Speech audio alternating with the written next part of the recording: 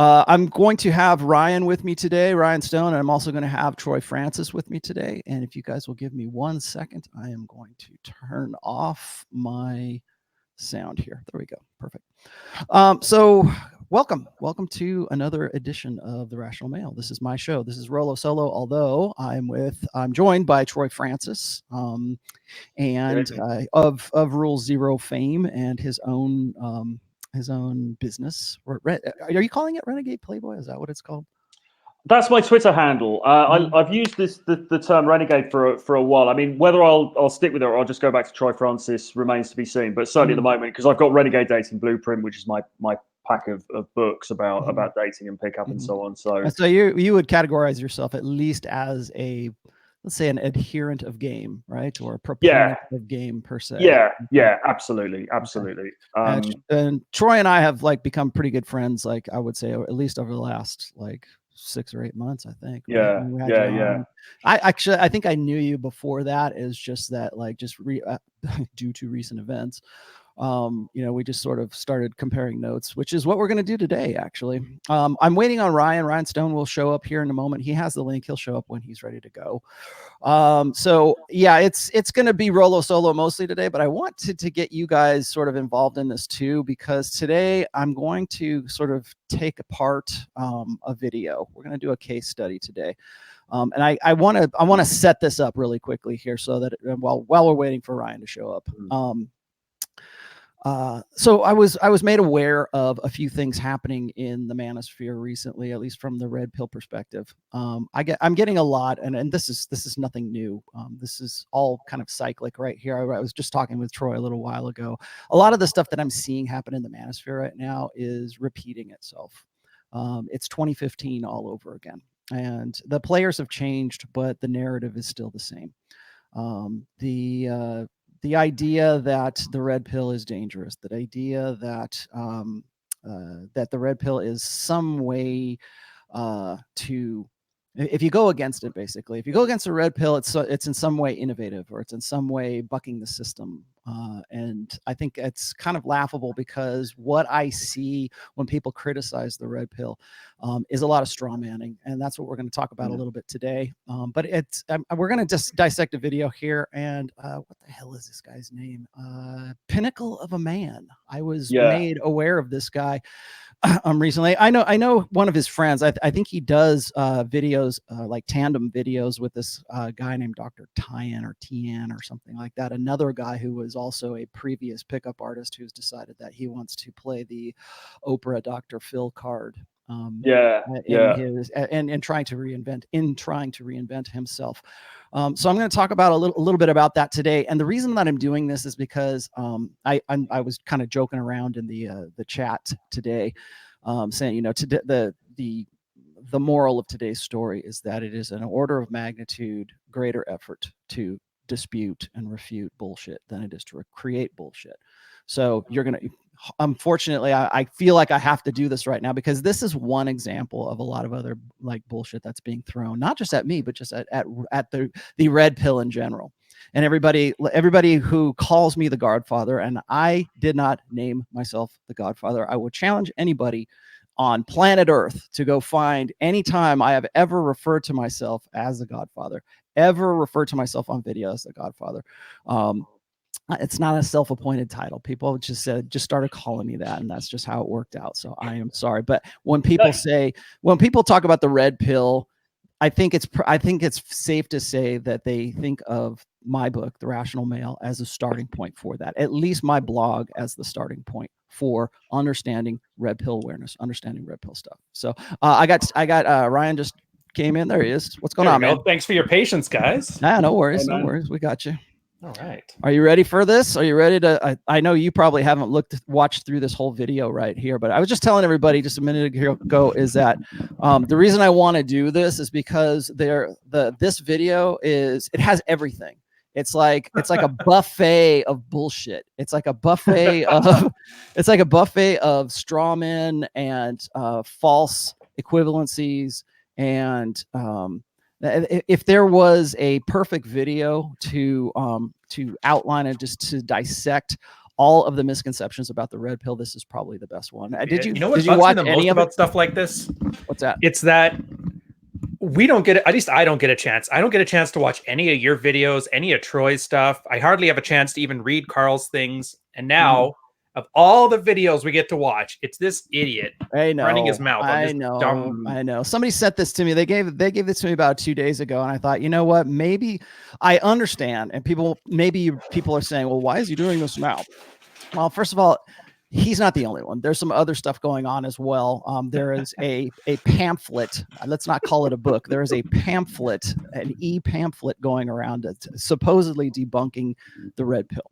Now, rather than bother with writing a big, long, involved post in that, pretty much everything that is in that pamphlet is in this video. So I thought, hey, why not just tear this thing apart and let's put some counterpoints to what is being asserted in these videos. Now, so that's the first thing. So why am I doing this? Well, first of all, like within another day or two here, there's going to be an entire convention dedicated to defaming me and defaming calling into question anything about the red pill. Which here's the thing. The great thing about the red pill as a praxology is I encourage you to call those things into question. I have always encouraged people to do so. I've always had an unmoderated forum on my comments on my blogs. All the people who are coming out of the woodwork right now with all these kind of false assertions and straw man arguments and everything else, not one of them has ever posted anything on my blog saying, hey, I disagree with you on this point. Not one of them has tried to do that. Well, every single one of them seems to have a lot of links to his own coaching service. So yes, and that's another thing is I feel bad about doing this because I know damn well that by we're giving him oxygen by doing this, but I feel like this is for people who are new to this, for people who are just coming in. Like people always say, well, even if it's bad press, at least people are coming to the red pill to try to figure out what's going on. Okay, well, first of all, I've been in marketing and branding and everything pretty much my entire professional life, and I will tell you this right now, there is such a thing as good press, and there is such a thing as bad press as well.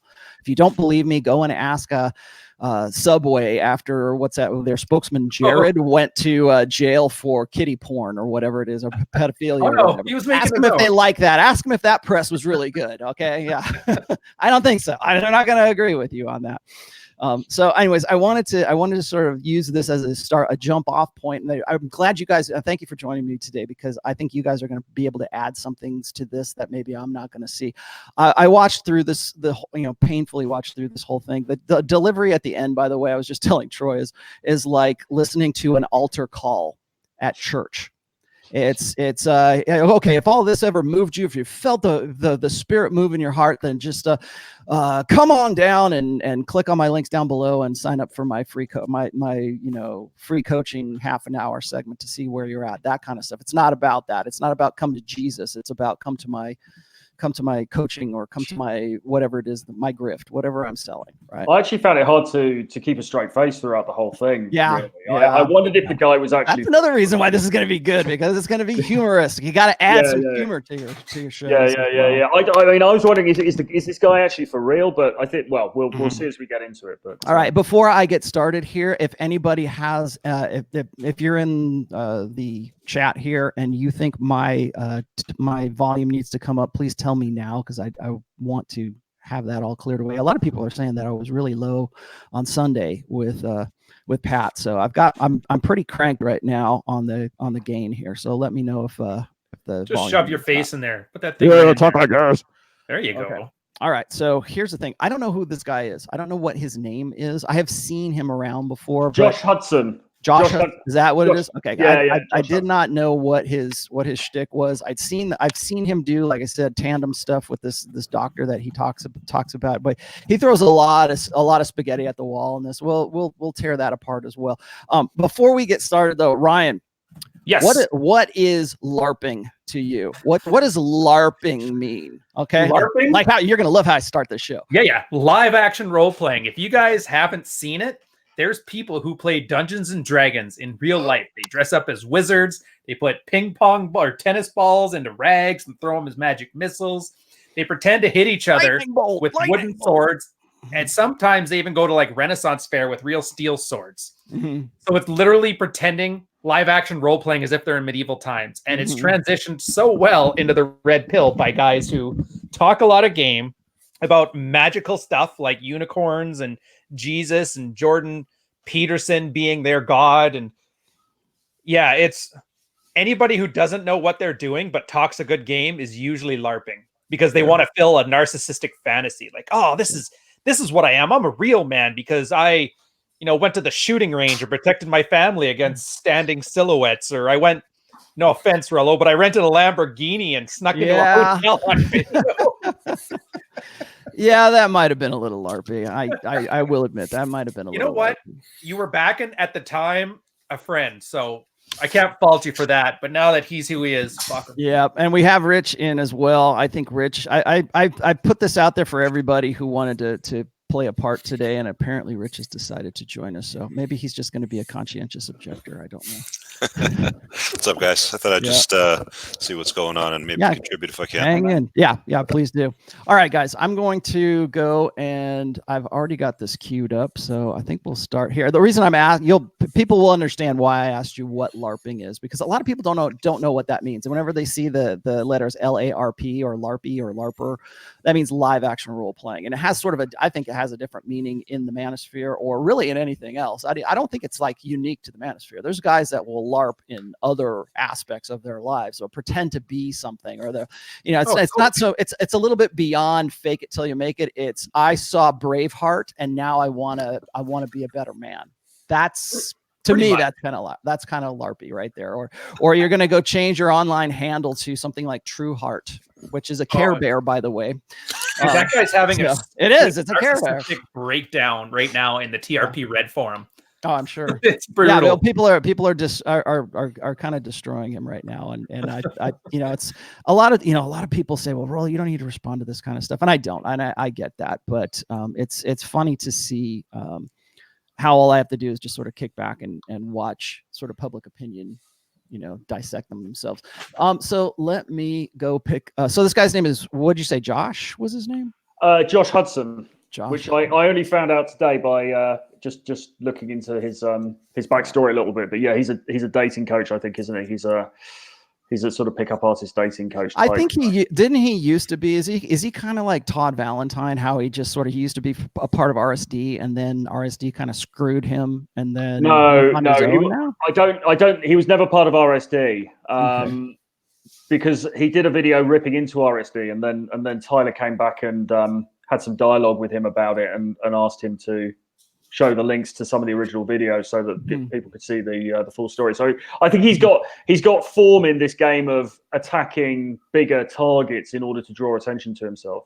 Yeah, and that's what a lot of people do too. Is they want to go hit whoever the biggest kid on the, like when you go to prison, they tell you to like beat up the biggest guy that's there so people won't mess with you. I think it's kind of like that sort of dynamic as well. There, okay, now I got the audio going. Dude, I enjoy being. Look at that good clickbait title though. The Exposed. It makes it look like it's one of those Project Veritas things. Or no, it's like TMZ, man. Or what is it?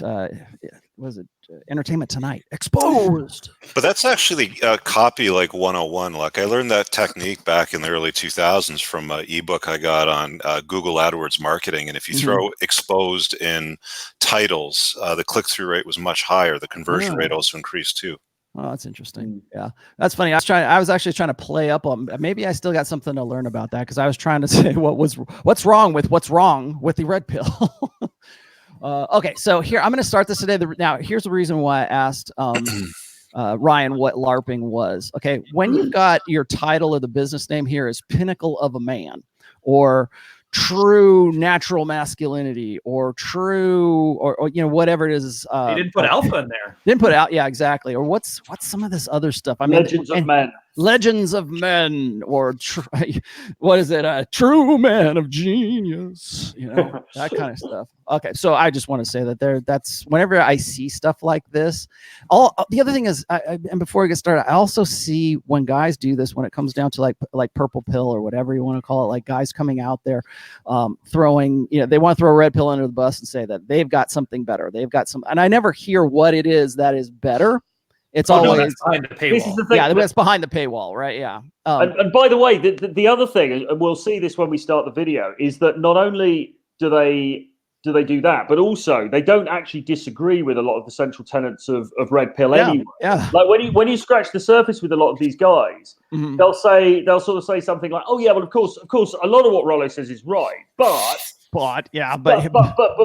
But you've just got to remember the energy, man. You've just got to remember the crystals, and then and that's where it all goes. That's where it all goes a little bit hazy after that. Now, if it sounds like we're being a little bit, let's see, flippant with all of this, it's because there's this. I think that when we look at like purple pill right now, or we look at like tradcons, or we look at the God pill, or we look at these, I wish there was a word for like the shamanism that has infiltrated its way into the manosphere right now, because there are several for lack of a better term, like thought leaders, I guess, right now, who would like to be considered thought leaders, who are really leaning into what I call shamanism. It's secular religion is what it is. It's a secular religion, but it's like it's energy, it's chakras, it's animal spiritualism and that kind of stuff. Because like if you just get your stuff, and the reason I'm bringing this up is because right around like the 2/3 way through here, you're gonna see exactly what I mean here when he starts talking about, especially some of the doctors or these people who are supposed to be authorities on his perspective.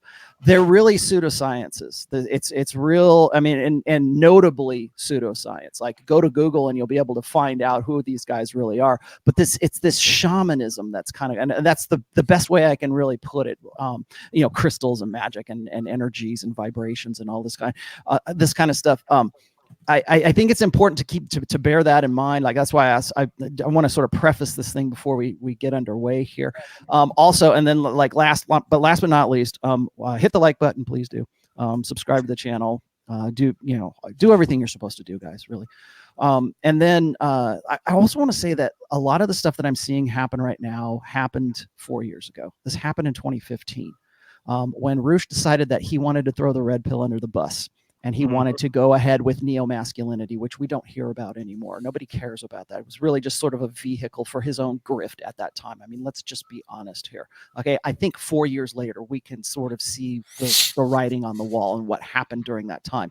But the players change, but the story doesn't, the narrative doesn't, the grift doesn't change. And that's why it's important to watch these things and sort of remind ourselves where we're at right now, because a lot of the players we see right now who are being critical of the red pill, they're just simply repeating the same kind of crap that was repeated 4 years ago, amazingly enough, right before an election cycle.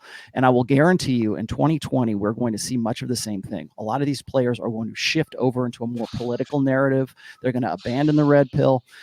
It's going to be more about race. It's going to be more about politics. It's going to be the more phrenology. Thank God for that. Yeah, it's going to be all these things that I always say, hey, look, that's not what the red pill is about. I stick to one thing, and if it crosses over, that's fine. But I think you're going to see that they're going to believe that the eyeballs are somewhere else. And so suddenly they're going to be citizen journalists, and suddenly they're going to be more concerned with the state of humanity. And, oh my gosh, if we don't get married, we're not going to save the West, kind of thing. Again, I'm prefacing this right now because a lot of what's in the video is where we're going with this right now. So without further ado, I give you the pinnacle of man. Above all, don't lie to yourself. The man who lies to himself and listens to his own lies comes to a point that he cannot distinguish the truth within him. Ominous. Somebody went to the Chomsky bot. That's awesome. All respect for himself and for others. And having no respect, he ceases to love. Really? $20, he never read that fucking book. Yeah. If you consider yourself deep into the red pill. Deep. I'm not trying to convince you because there is no logic, reason, or anything I can do to convince you to really change your mind. However, if you've been introduced to the red pill, this looks like one of those weird apology videos when somebody went up the suicide forest. Another aspect where there seems to be bitterness. What it reminded me of was Zoolander. It's like Zoolander. Love. And I'm not talking fairy tale love. I'm talking Zoolander about doing a Pat Stedman presentation. Nice. The red pill needs to be at least 3 times bigger. Well, okay. All funniness aside here, he's already out the gate with bitter, angry. This is what you are. So it's a characterization of it's already, I mean, even with just sort of this ominous intro right here, we're already characterizing it as the red pill is the death of love. That you want to build a life with connection. Like, look, what the fuck does that mean? Of connection, you need to connect. I think a lot throughout the rest of this whole thing, we're gonna see the difference, I think, between purpose and meaning. And this guy leans real heavy on the meaning sort of things here. So maybe for you, because this video is not for views, it's not for popularity. I don't care. No, it's for 15 links to his social media account. Did you read the description? One person is on the fence of red pill and is considering the negative effects that it may have on him, that it adopted this new world view and believing that women are this type of way that just doesn't make sense. So here's what gets me is like he's making this appeal to guys who are like on the fence, right? Guys who are nobody's on the fence, dude. Nobody exactly. That's the thing is like when guys, and this is a fundamental misunderstanding right out the gate. He doesn't understand that when guys come to the red pill, it's there because they sought it out. The red pill didn't go, hey, dude, here, want to try some of this red pill? Hey, man, you know. Here, try. It's not like it's street drugs, okay? It's like guys are going to try to find answers. They're looking for some sense of purpose and some sense of truth. So it's not like anybody's on the fence about this kind of stuff. It's like they're already listening and they've read my book or they've done. Well, go ahead. It's going to resonate with them or it isn't. And for many guys, it resonates with them. And this is the thing that all of these sort of grifters overlook. If it didn't resonate, if it's not that they just find, say, the rational male and they're like and they're suddenly brainwashed by it. Mm-hmm. If it didn't resonate with them because it related to stuff that's happened to them in their lives or stuff that happens around them, then they just wouldn't buy into it. So it's the fact that they recognize it, that they they get into it. Well, that's how that's the old saying about game or pickup artistry, right? It's like if it didn't work, nobody would talk about it. Nobody would care. There wouldn't be books written about it. There wouldn't be movies. There wouldn't be any of this kind of stuff if it didn't have at least some veracity to it. Otherwise, people would just blow it off. If this was 5 years ago, he'd be a feminist saying the same nonsense. If it was 10 years ago, he'd be telling the kids that video games cause school shootings. Oh yeah, it's this weird scaremongering, which I guess fear is a tactic for marketing. But whatever. Exactly, yeah, it is, and that's what we're from the very beginning here. It's supposed to be this ominous kind of hit piece, really is what it is. But a lot of what he relies on, you're going to see here, is really the Book of Oprah. That's what Dalrymple calls it, the Book of Oprah. And Dr. Phil, Book of Oprah, like kind of this humanistic, touchy-feely kind of crap that hasn't worked in a very long time. And another thing is he relies on a lot of sources that go back to like early psychology, like Carl Jung, for example. This kind of outdated understanding of psychology, but we're still trying to sell the same kind of message. We're still trying to use it as a vehicle. So let's keep going. At least you listen to your inner voice in your heart saying that that's not the truth, and you know it, but you're not sure what is. The voice in your heart. And by the end of this video, I'm going to convince you that red pill is not the right way to go. He needs to stop speaking so fast and enunciate better. Like slow down his speech. Well, what I like that, if you feel down in your heart of hearts, I mean, this is a religion. This is why I was joking around before. I said this is almost like a youth pastor trying to like get you to convert to Jesus, and it's very well. Listen to that still small voice in the back of your mind. And that's Christianese, right? By the way, it's the still small voice, or it's this appeal to conscientiousness, right? This video is also not about men's issues like rape culture, suicide, the level of depression in men, what's happening to men in divorce courts. I agree actually with red pill with all of that when it comes to men's rights, that we're not treated as equals, that there's a lot of things that we kind of brush under the rug. I'll link a video down below from Fox News he goes over all those different statistics, and there's plenty of information out there. This video is specifically designed to talk about red pill in the context of dating and relationships. Why does he have a surfboard and skis in the back? I know. I got to get that going on, man. I got to go find a shed or something and put some crazy crap in the back there. Well, I know that's on clearly purpose. I don't have. Yeah. Well, no. And look what he's done here. He's made a shed so his wife doesn't find out. Yeah, that too. But now, but now we have the appeal to the MGTOW, and that's what this was. We had to put a disclaimer in the very front of this saying, this is not about men's rights. I understand all that stuff. I don't think you do understand all that stuff, dude, because all of that stuff is rooted in red pill understanding.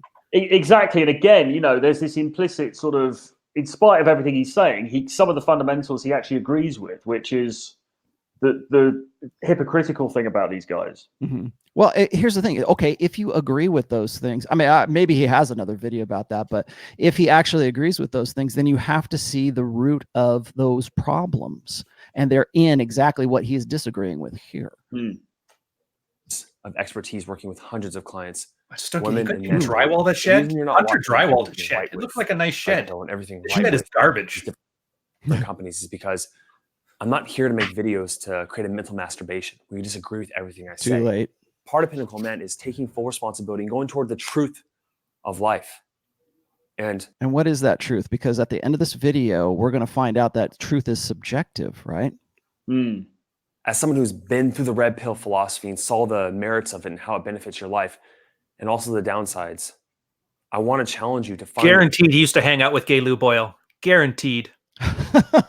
and the things that make you feel uncomfortable inside, that you just brush under the rug. There may be some truth to it. So just keep an open mind. Now, to be quite honest with you, I could make a 20-hour video on red pill. Thank God he didn't. And this is probably the longest time I've ever built and took to make a script for a video. So I try to condense it down as much as possible into 3 main points that red pill has wrong about female nature, human psychology, and behavioral change. Because of these beliefs and these paradigms in the red pill philosophy, it causes men like you a lot of pain and a lot of frustration and obviously a lot of blind spots about the true reason Cue Charlie Brown music as to why it happens. Okay, women don't care about you. Women don't care about us, guys. That's the way Hey, is that Coach? What's his face? Yes, you'll see. Yes, rip-off artist. Yes. Oh my God. And this is I think this is you guys. We got to the meat of finally got to the meat here. A woman will fall to her basic biological desires and naturally trade up for a higher value man. Okay, first off, I really need to do a solo video where I'm just talking about the misconceptions of hypergamy, because he's starting this out with one main assertion that he believes, this is part of the straw manning part, he believes that everybody in red pill believes that women are slaves to their biological natures. No one says that. Okay, this is a really important literally one, no one. They all hit this, don't they? Yeah. Well, here's the thing: it is women's. Hypergamy is women's innate mating strategy.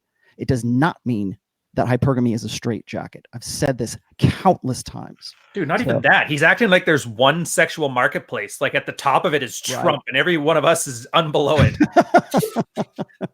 All right, I'm going to continue. I'm going to let him continue here because I'll dissect this here. Based on sexual market value proposed by Rollo Tomasi.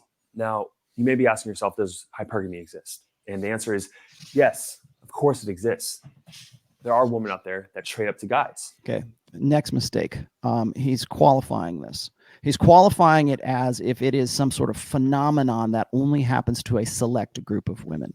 That it is only part of, and you'll see later on here, it is only part of low quality women or low self-esteem women. Only low self-esteem. I mean, I've heard this a million times. Only low self-esteem women are hypergamous.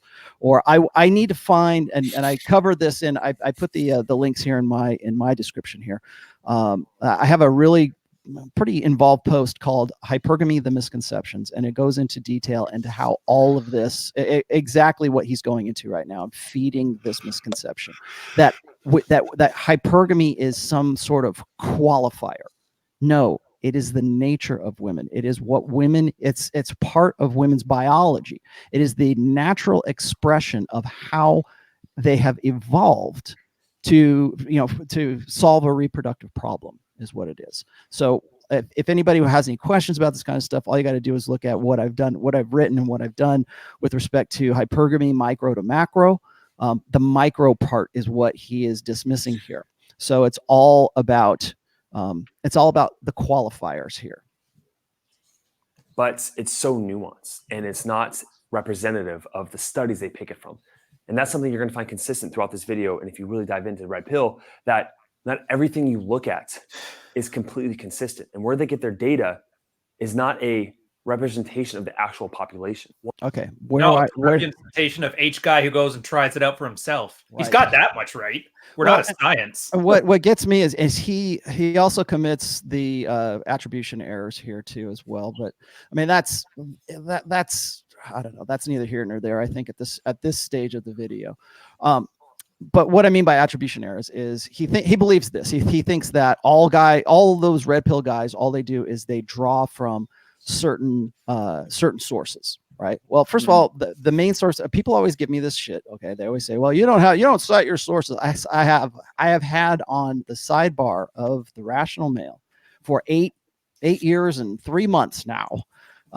Exactly where I pull most of my information from. And a lot of that comes from evolutionary psychology. Okay. So that's going to be number one. The first thing they're going to say is, well, evolutionary psychology is just so thinking, or evolutionary psychology is just sort of filling in the blanks for you. And we don't know that this is all true. Okay, fine. And here's the thing, if he was doing that science route, then he would already know the counter argument is about the replication crisis, that half of it's not even replicatable. So that's why guys go out and practice this stuff on their own, do their own field reports. So we actually have replication. Yeah, even though we don't have science or data. And that's what started, and Troy knows this, that's what started the very first pickup artists. Like when we finally had a way to compare notes across the world. When everybody finally said, here's what's going on in my part of the world.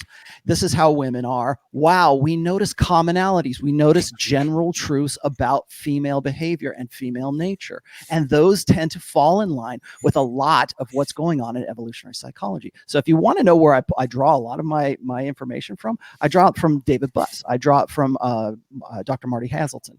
I draw it from God Sod. I draw it from Matt Ridley. I draw it from there's all kinds of places that guess what? You know what? He's probably going to hate me for dropping his name, but I've also drawn information from Jeff Miller. Wow, really? A guy who hates my guts. Yes, I draw information from any source that I think is valid, right? And say, well, you're not trying to pick out, our arguments against your thing. I'm like, okay, that's fine. That's your job. So what scientific data do you have that refutes what I'm talking about, or that refutes the dots that I am connecting? And you know what? I have had an unmoderated forum for 8 years and 3 months that you could have at any time decided that you wanted to do that. Why not? How does this guy have twice the views that I get on my normal videos? Is he really that cool? He's got 25,000 subs, I think. He's got that gravitas that evangelical youth pastors have. He really reminds me a lot of like Matthew Hussey, but like an American version, but not so much chick crack, mostly like blue pill, purple pill crack, right? Right. I think you're right in that sense. I don't think that he is trying to appeal to a female audience. When you look at guys like he's not, but he's just got that kind of like woo magic. Yeah. He's probably got crystals in his hands right now. He's probably rubbing crystals. Well, I mean, yeah, exactly. And that place, his shed probably smells like patchouli and dope, and it's out on the beach somewhere. Clearly, that's the best kind. Yeah. So I don't want to do ad homs, but I do want to pick this one. Of the things the red culty bra with the sellout streak. Okay, so here's the thing: is like he wants to say that the red pill lacks nuance. No, dude, it has too much fucking nuance. At least the red pill, it's not concrete enough, is what it really. For my taste, I wish the red pill was less. I wish it was less nuanced, and I wish it was more concrete. That's the problem. Understanding human behavior. It puts things into a black and white category. No, that's what they want you to think. That's what they want you to, because if it's not black or white, if it's not ideology versus praxology, which we're going to see here in a second, if it's not a condition of belief versus empirical truth, then it has to be something that's black and white. It has to be some sort of yes or no. This is what I kind of wish it was black and white, because I'd be done with making videos on it by now. Yeah. Yeah. And so I know that a lot of critics of the red pill do this. They want to frame their arguments in, well, those guys just dismiss anything that comes their way. It's either you're on or you're off. And I kind of understand why they feel this way, because there's a lot of guys who have an immature understanding of the red pill. Okay. And so, yes, and he's, in a sense, he's right, because there are guys who do think that hypergamy is a straitjacket, that they think that they're doomed. Like when we talk about the black pill, really, I think what he's talking about here is more like guys who are in a MGTOW community or in a black pill like kind of frame of mind.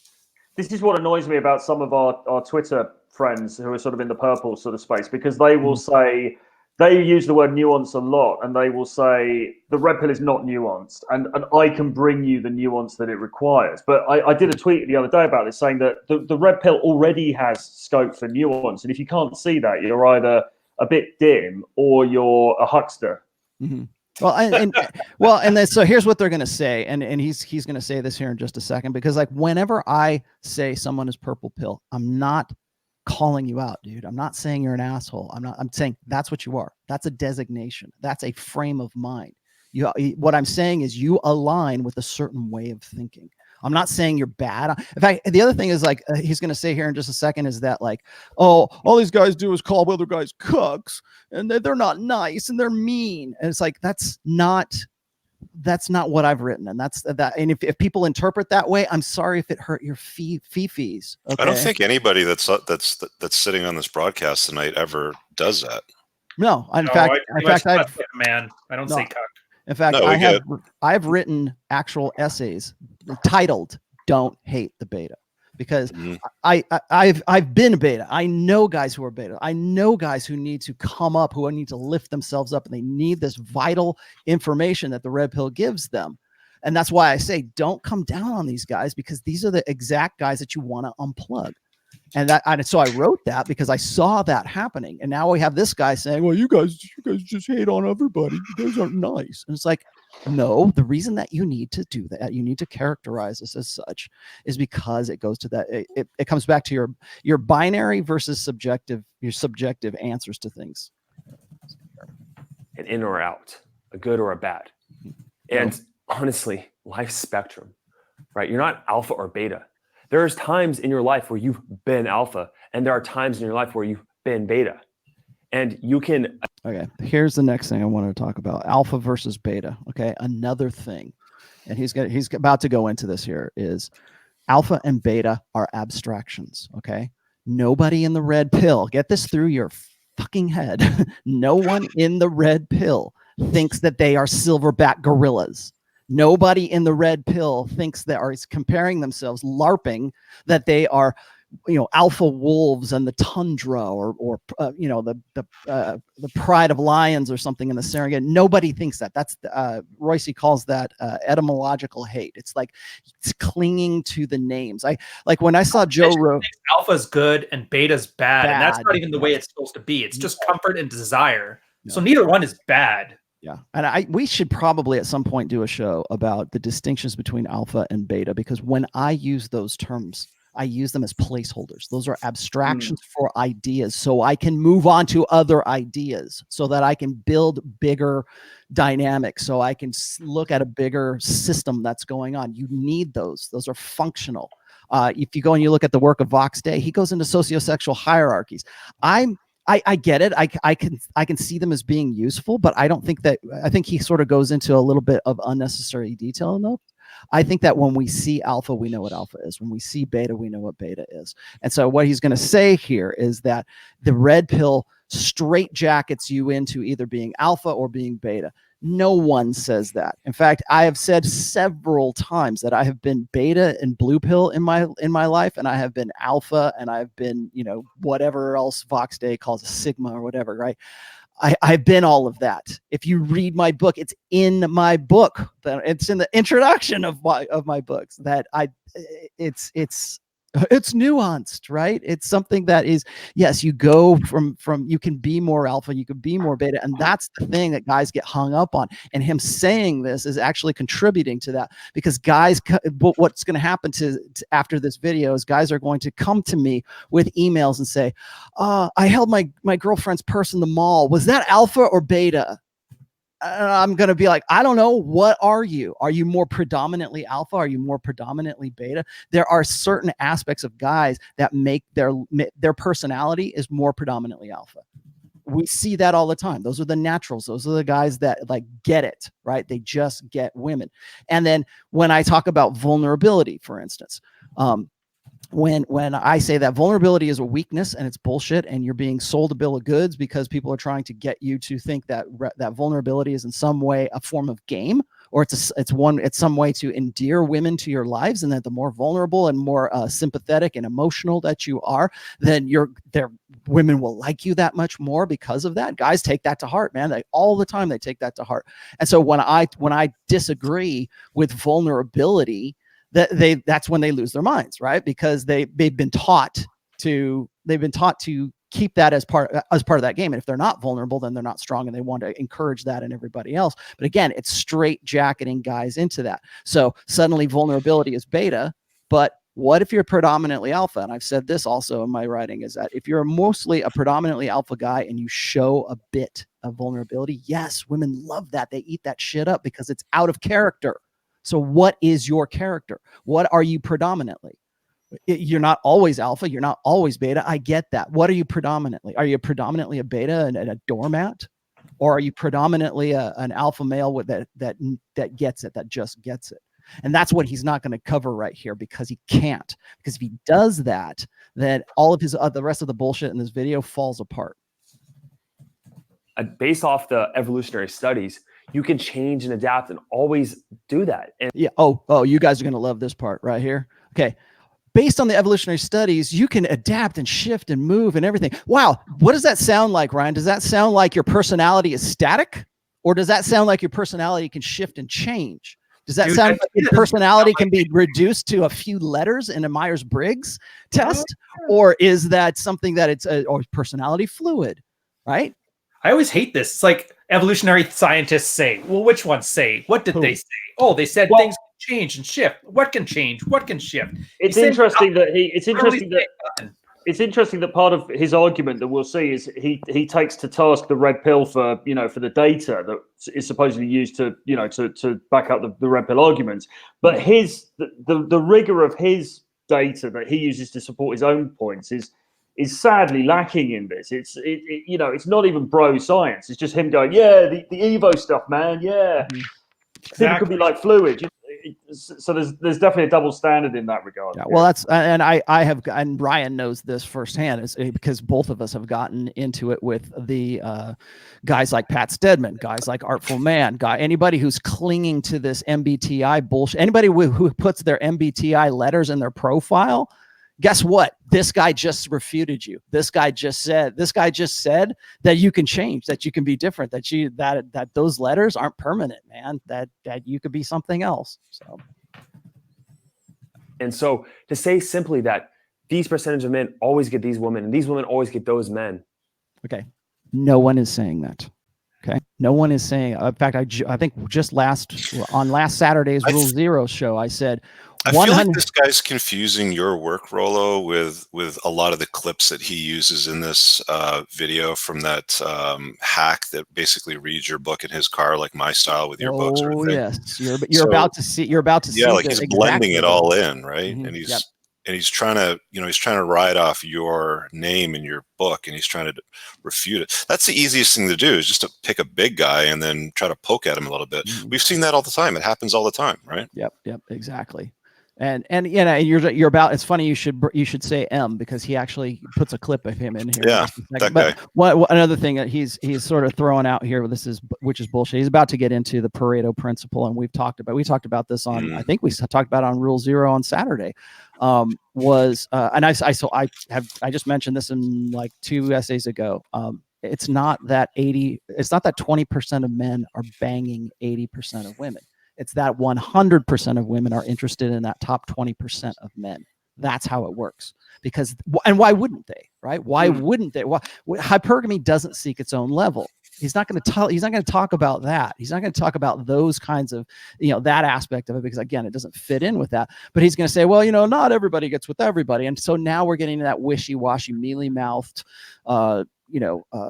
idea that everything is subjective, everything's based on it's called the individualism error, is what it is. And it's like, you can't know everybody. Women are just these chaotic, fickle creatures you'll never know, and men aren't all the same, and women aren't all the same. And so it's just this chaotic mess, and we just can't make sense of it unless you come and take a counseling session with me, and then I'll tell you how to make sense of it. Yeah, that was not so. Go ahead. What? I was just gonna say, yeah, that's exactly it. Yeah. He has the answer. Right? There's so much variation in terms of what actually women go after, what men go after, and deep subconscious drives underneath basic. It's him assuring you that, yeah, you think you're a loser, but you don't have to be. I can help you. These guys say that most men are losers. You're not a loser. I can help you. This is like the classic narrative of the snake oil salesman leading guys into the slaughterhouse. That's really what he's trying to do.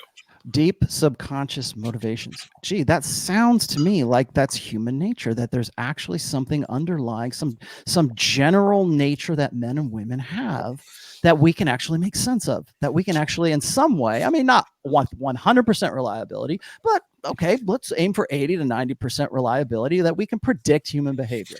And even, I think it might have been Krauser who said something to the effect that, TRP, the red pill has done more, or no, it was Hartiste actually. Hartiste said this: the red pill is more reliable, has been more reliable in predicting human nature than feminism has in its entire history. Value that causes us to be attracted towards a certain person. Now, if you're in red pill long enough, you'll see the basic understanding that red pill people believe, or people in the red pill philosophy believe, that women inherently lack control over their basic biological impulses. That sounds like a MGTOW narrative. Okay, yeah, that sounds like a MGTOW narrative, doesn't it? Yeah, he's describing MGTOW is what it is, Yeah. I don't want to even wipe this off on MGTOW, because not all MGTOW believe this either. No, that's true. This is black pill. This is black pill is what it is. Yeah, it's more nihilism. He thinks that it's not. He thinks that he's painting the red pill as if it's black pill, because at least in this section right here, because it's based on nihilism. It's like it's all women are the same and all women are uncontrolled. No, dude. In fact, I've got dozens of articles, and I've said this 100 different times, is that in the past, prior to the sexual revolution, women, due to social pressures, due to religion, due to family, everything else, there were stigmas, there were social controls back in the day prior to hormonal birth control and giving women the unilateral power over human reproduction, blah, blah, blah, blah. Okay. And there was a time where women were expected to have that control. Now, after the sexual revolution, though, hypergamy has been unfettered, and we've expected women to police themselves. What do you have to say to that? What do you have to say? Actually, Icky G in the chat has a really interesting thing he's noticed. He says, watch his technique. He's using NLP, hypnotic language patterns. I don't know much about neuro-linguistic programming, but it makes sense with the way he's talking with that calm voice. That's Ross Jeffries. Well, this video gets very manipulative with the way he's looking at the camera, the music that they use, and then later on some of the images that he pulls in and things. It's a very, very sort of it's a very manipulative piece of video for sure. Yeah, that's ominous. And again, like I said, at the end of this video, we're going to get an altar call here. So it's what hypergamy is. That's how it's designed to work. Women don't actually care about you. They care about their own needs being met. Did you catch that edit right there? Did you catch that edit? Oh, yeah. Designed to work. Women don't actually care about you. They care about their that own guy needs posting out of being Civic, met. huh? Nice They care clip. about their own survival. You become bitter with a false sense of reality. Okay, so that now again he's using M, who of course lifts my material like he'll probably lift this show here in a minute. I think by Friday there'll be a show on M's channel about this, about what we're talking about. Notice that he's put it in black and white though, because that dude's videos are always obviously like in color, and he's put it in black and white just to make it look a little bit more sinister and a little bit more sort of evil red pill man. Yeah, you gotta have a bad guy, right? Red man bad. Red man bad. That you developed about human nature behind a false sense of self. You see, people are a mirror. Okay. People are a mirror. Oh, I want boy. you guys to go take a minute to, and I'll call this up here in just a second. Do you know who Fulton J. Sheen is? Fulton J. Sheen was a Catholic guy. He's basically the Catholic version of Norman Vincent Peale. Okay, he was sort of an evangelical Catholic. I want to say he's a priest or whatever. I've got the thing right here. Where did he go? Anyways, he was very popular on the radio back in the day. He was born in like 1879. He died in 1970. I almost lived like 100 years, and was one of the first guys on television. Had a cassette tape ministry. Essentially, the guy was a power positive thinking guy, not unlike some of the people that we see today. So just wanted to throw that out there. Go look the guy up, and you'll see who he's quoting as an authority here. They reflect back about how you feel about yourself, about how you feel about them. That if you believe that women will be able to control their impulses, what's going to happen is that when you get into a relationship with a woman, you're going to do, think, and say things to make it automatically come true all the time. All right, so what he's talking about here is manifest destiny. He thinks that if you're all right, I'm sorry. Go ahead, recover. He's like getting into The Secret now, right? Like the law of expectation. Exactly. And he even quotes some guy. When we start talking about epigenetics here in a little bit, you're going to see exactly how he gets into that. Yeah, I know. Okay. Oh, we lost Ryan. Oh no. Yeah. That fucking. Well, okay. Right, So here's the thing: is what he's going to talk about here next is that think and you shall become. Right? If you're thinking the wrong thoughts, if you're expecting, women are going to act the way that you expect them to react. He thinks that that's what the red pill is all about. It's not. Red pill is about. Let me just jump in here for a sec. Sorry, because I got to run like 10 minutes. But I'm just thinking about this. It's like, the SMP, right, is a lot different than the law of expectations, right? Like, if you want to do well at a task, if you want to do well running a business, you want to make money, sort of thing. If you kind of walk into that with the expectation that you're going to have a good result with that, then that'll work. But you can't walk into an equation with a woman and be like, oh, she's just going to love me, just because I have that expectation that she's going to love me, right? Like that's basically what he's starting to drive at here, yeah. Yeah, well, that's the thing is like if you, I think really he wants guys to still be more vulnerable. Like you can't just think that every girl's out to like screw you or something. And the red pill teaches guys to be so. We're hearing this from like everybody on that side of the field these days. It just makes guys angry and bitter, and it's truthful, but it's truthful anger. It's another way of saying it's truthful anger at this stage. The power of your mind is immense, and the worldview about people and about what you accept in your life is confirmed over and over again, stemming from this false sense of what really happened with your original wound. So that's the thing, is he's presuming the point now. He's presuming that every guy who would be in any way like searching for answers or wants to know wants to know deeper understanding of like intersexual dynamics or understand the nature of women, that they must in some way be wounded. And this this goes back to the same thing that we always hear. Who hurt you, right? He might as well just say, who hurt you, dude? Who hurt you, brah? Well, I can give you the list of all their names if you want. Yeah, he talks because everybody comes to the red pill for some kind of wound, right? Yeah, that's the thing and the problem with it is like you can't most guys, like you said, come to the red pill because they're in crisis, because they're in trauma, because they want answers. Why? Or they'll be like, how do I get my wife to sleep with me? How do I get my girlfriend back? Why is it that I keep thinking, we broke up 3 months ago and I still have dreams about her and I can't stop thinking about her? Why is that? Those are the questions that guys are answering. So yeah, he's correct in the sense that like people are looking because they're at a point of trauma, point of crisis. That's the easiest time that guys can be unplugged.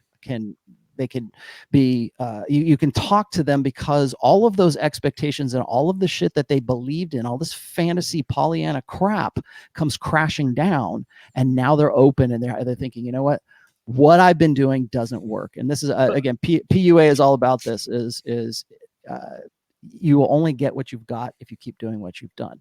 And so when guys get to that point where they can pull themselves out of that, that's when they're at a point where, and so, yeah, I mean, I guess in a way there's dudes who are there are going to be guys who have an injury, but he's focusing just on that injury, that it must be your fault. There must be something wrong with you, not the system. The system's okay, but you're bad. So how do we fix you? And how do we not fix the system? Or how do we not live better within that system? Which we will jump into more in depth. Let me ask you a question. I'm going to give you a scenario. Let's say you're with a girl and you've been with her for about a year and she starts to become naggy and bitchy and she starts to get overweight. And then you go out with some friends one night. Next. And this gorgeous woman comes up to you and you guys are flirting, you're connecting, she wants you, she's hot, way hotter than your girlfriend. Would you go home and sleep with her? She looks like a low quality woman. Okay, let's answer that one, man. Yeah, I know. Let's answer that one. Okay, so here, I think you probably know what he's going to say. So actually, let me just go the rest of it. Would you go cheat on your girlfriend? If the answer is yeah, in a heartbeat you would, then that's the hypocrisy that you're creating. That if you're willing to do that, then of course you believe she would too on you. Trying to sell these guys No. on sleeping with a fatty. Okay, so he's committing an if then like fallacy right here. Okay, if you're willing to do that, that means she's willing to do that. No, dude.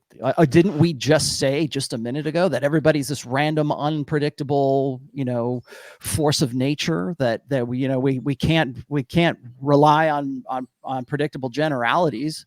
So how do you know she wouldn't? How do you know? How do you know that that's you manifesting that?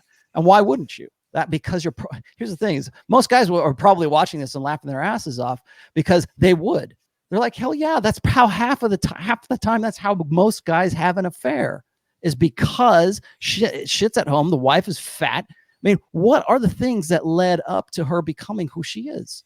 What happened in that relationship? We're not going to talk about that. We're going to find blame and put the blame on that one guy. We're not going to analyze the system. We're only going to look at the guy, and we're going to make it, we're going to make it into a moralistic argument. And Ryan's going to tell us more about that here in a second when we talk about believers versus empiricists. Well, I was thinking more of a scenario here. Well, what? Actually, well, here's the thing. He's talking about girlfriend and cheating. You can't cheat on a girlfriend. You can cheat on a wife. Yes. The fact that you're a girlfriend, it just means you're dating. And if you think that cheating applies to those, then no wonder you think you've been cheated on all your life. I can hardly wait till he didn't say anything about it in this video, but I would love to know what his estimate of like dread is, the idea of dread, even whether it's, covert or overt. I would say that the dude's probably, oh, well, that just makes you an insecure man. Yeah, what he should have did for a scenario is if you're with a girl and you've been dating for 3 months and she starts gaining weight and nagging at you, why are you still there? Yeah. Why? Yeah, exactly. That's probably why you're in the club anyways with your friends, like putting yourself in an environment where you're going to be at least possibly in the same area as a woman like that. The point of dating is to find out if she pulls this stuff so you can ditch her. Yeah. Hey guys, I got to run. All right, Rich. Thanks for coming, I'm man. going to try to watch it a little later on, though. I got to help the kiddo with some homework. Right, yeah. This is going to be a good one. All right, man. Yeah. Thanks, Rich. Good stuff. See you later. Cool. But if you said no, of course I wouldn't. I have better morals. I have better judgment than that. Right. So it's a moral. We're at a moral. We're at the believer part right now, Ryan. Yeah, I have such good judgment. I dated a nagging fatty. I have morals. I wouldn't. Yeah, exactly. I have morals. I would never. Here's the thing. Another essay. God, it just remind me of this really old essay I've got. It's about commitment. Like it's the paradox of commitment. In fact, that's the name of it. As a man here, and this will really like screw up a lot of guys right now. As a man, is your commitment to yourself or is your commitment to keeping your commitments? Right. Mm-hmm. If something is a challenge to your commitment to yourself, to your own betterment, to who you are, what's best for you in life, is it more important to be committed to yourself, or is it more important to be committed to the idea of commitment? And that's what he's getting at right here. And that's what he's saying, isn't it? He's saying that being committed to commitment is more important because if in the scenario he suggests, if the guy went with the girl he met on that night out, then that would be poor judgment. Mm-hmm. In his view. But why would it be poor judgment? Maybe it would be good judgment because clearly the relationship with your girlfriend's not going anywhere. Maybe this girl will be better, maybe things will be great with her, But he builds it up as this moralistic sort of argument. And then we can go down the evolutionary route here, is that you're probably there in the first place because you're looking to solve your reproductive problem that you can't solve with your fat, bitchy, naggy girlfriend at home. So yeah, of course you're going to do. Of course you will. It's not an issue of morals. And again, what is your biological imperative? What are you prompted to do? Why are you there in the first place? If you're so moral, why are you not at Bible study instead of the bar? Not to mention, why is he talking about unconditional loyalty like that? If you're going to give commitment away, you got to give it to somebody who's worth it. The fat naggy girl example is not worth your commitment, so you've just devalued it anyway.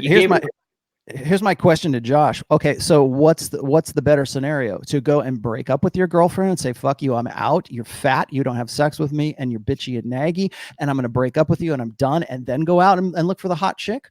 Or are you morally obligated not to get with the girl who's right there, who's hot, ready, better looking, probably a better sexual experience, and if you don't capitalize on that opportunity, then you're going to be shit out of luck? Is that better? Would that be the solution to the problem right there? Because if that's the case, all you're doing is, well, first of all, you're just saying that your commitment to commitment is actually the priority right there. But it's like you're also limiting, and I've said this a million times, this is exactly what betas do, is they get involved in long-term relationships that limit them from maneuvering, that limit them from other opportunities. So when I talk about like dream girls and children with dynamite in that post, I said exactly this. I said that when like guys will change their lives and change their religion and change their majors and change their jobs just because they want to facilitate a relationship, right? Yeah. Well, the reason I say spin more plates is because it frees you up. It gives you those opportunities. You're not exclusive. You didn't say, oh, I'm going to be exclusive. Oh, baby, there's no one but you or me, right? You didn't do that. You are dating non-exclusively. It opens you up to better opportunities that might be a hot, younger, hotter, tighter, funner than your bitchy, naggy girlfriend that you just talked about. Too. So what incentive did that girl have to even not gain 50 pounds or however much weight he's using in his example there? Mm-hmm. If you're going to give her absolutely everything without condition, she could eat whatever she wants. She can nag as much as she wants. That's probably why she is in this totally made up example that is definitely not based on his real life at all. I know. Yeah, exactly. Well, and then here's the thing is I hate to read too much into this, because I mean, really, we're arguing semantics right now, because who knows what the hell he means right here. But that's the thing. And here's the thing is, if you do that, you're an immoral, low quality dude if you do something like that. Even if it would, like, it's like the youth pastor that judge me from his shed too. Yeah, exactly. It's like the youth pastor once more time who would be more than happy to marry a porn star, right? Why do you think a woman honestly lacks impulse control more than a man? Because she is socially rewarded for it right now. Because social media has overinflated women's egos. Not all women will do this. I got that. There are women that have control over them, and quite a few women that have control over themselves. Here's another thing that he kind of threw this out there, but one misconception that guys have is that if I'm with a chick, why would I ever want to get with a chick? Because if I do, she's always looking for a bigger, hotter, better dude than I am, and once she finds that, she's going to jump ship, right? She's going to dump me and go for that guy. Why would I ever want to have a relationship with that? And here's the thing is, like, if you go and you look at the studies, and I have said this in several essays, if you look at the studies of Marty Hazelton, when women are in their ovulatory cycle, when they're in their proliferative phase of their ovulatory cycle, they are more proceptive to sex with men who are more masculinized, who have more traditionally, conventionally masculine features, who smell like men, who look like men, who have facial hair, who have strong jaw, who have a V taper, all that kind of stuff. They're proceptive to having sex with those guys at that point. Does that mean that they're all going to cheat if they're in there? No, it doesn't. In fact, even the studies that Hazelton has done says that if the women rate their relationship as satisfactory, they have more sex with the guy that they're with. I've said this. This is a part. You want to use me as your example, as the godfather of the red pill? Guess what? I'm telling you right now, if you're in a relationship where the woman is satisfied with who you are and what you're about, you're going to probably have more sex at that time of her ovulatory cycle. But if she rates it as unsatisfactory, then yeah, she's probably going to, and guess what? She's probably going to do it more often than guys, because it's more acceptable for women to do that now. It's okay. We encourage it. We reward women socially for going and doing stuff like that. So plus they have more ready options available to them, of course. I mean, exactly. And they're entitled to it. They're entitled to reproduction. Yeah. So I think the agency point. So the agency point is really important, because yes, of course they have agency in the sense that not every single girl in every situation is going to go and bang the hot guy at the Cancun pool party. It's just that's not what anybody's saying. It's just saying that the propensity is there and the opportunity is there, and that's something that guys need to be aware of. And the impetus is there. Yes, men would do the same thing. It's sexual. Is it an autism thing, or is it just because when people want to dunk on the red pill, they always take it literally? I think it's it may be partly autism, but I think it's also opportunism, because basically then they say that stuff is so regimented and it's so dark and nihilistic.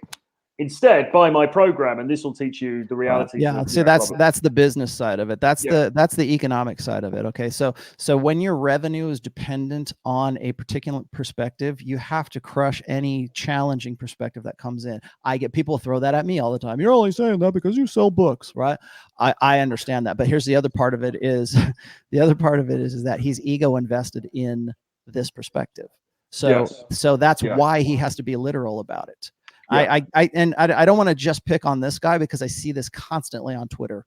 It's like the way people will challenge you is like, oh, well, this is the joke. Never use allegory or metaphor or like, any kind of prose on Twitter, because the very first response will be some guy going, well, the moon actually isn't made of green cheese. And, and it'll be some bullshit argument about how your metaphor wasn't 100% accurate because you refer to one kind of dog and it should have been another kind of dog. And it's just, Can you believe this thing that's a metaphor for something else isn't exactly like the thing it's a metaphor of? Right. Like, yeah, that's why it's a metaphor and not just describing the damn thing. And so, and we laugh at that, but that's really kind of symptomatic, I think, of guys who are defending their ego investments in something. It's like they don't want to be confronted with something that is going to challenge them to abandon a belief. And I was just talking about this with Sam Bada is guys, when they mix those ego investments up, particularly when it comes to reproductive strategies, they mix that up with a religious belief. And that's kind of what he's doing right here, because you'll see at the end, it's all about I already did. He says moralism and stuff. When you mix that up into moralism and you mix that ego investment into your idea of whatever your beta blue pill game is, when that gets challenged, that's when you have to go to literalism. That's when you have to go to autism. That's when you have to, everything has to be black or white. In fact, he just talked about that. Like, no, it's red pill or it's blue pill. Yeah. Human nature and people, between men and women, so different. We have more in common than we do differences. No, we don't. We have less in common than we do in differences. And this is straight out of the book of Oprah.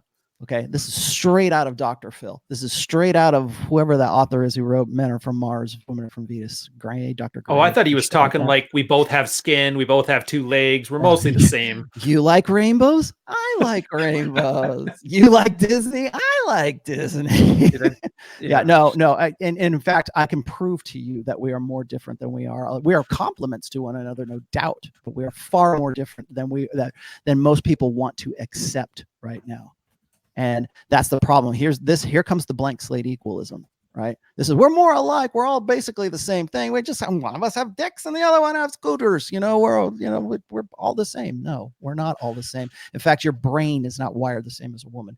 Your emotional state, how you prioritize your interpretive processes is not the same.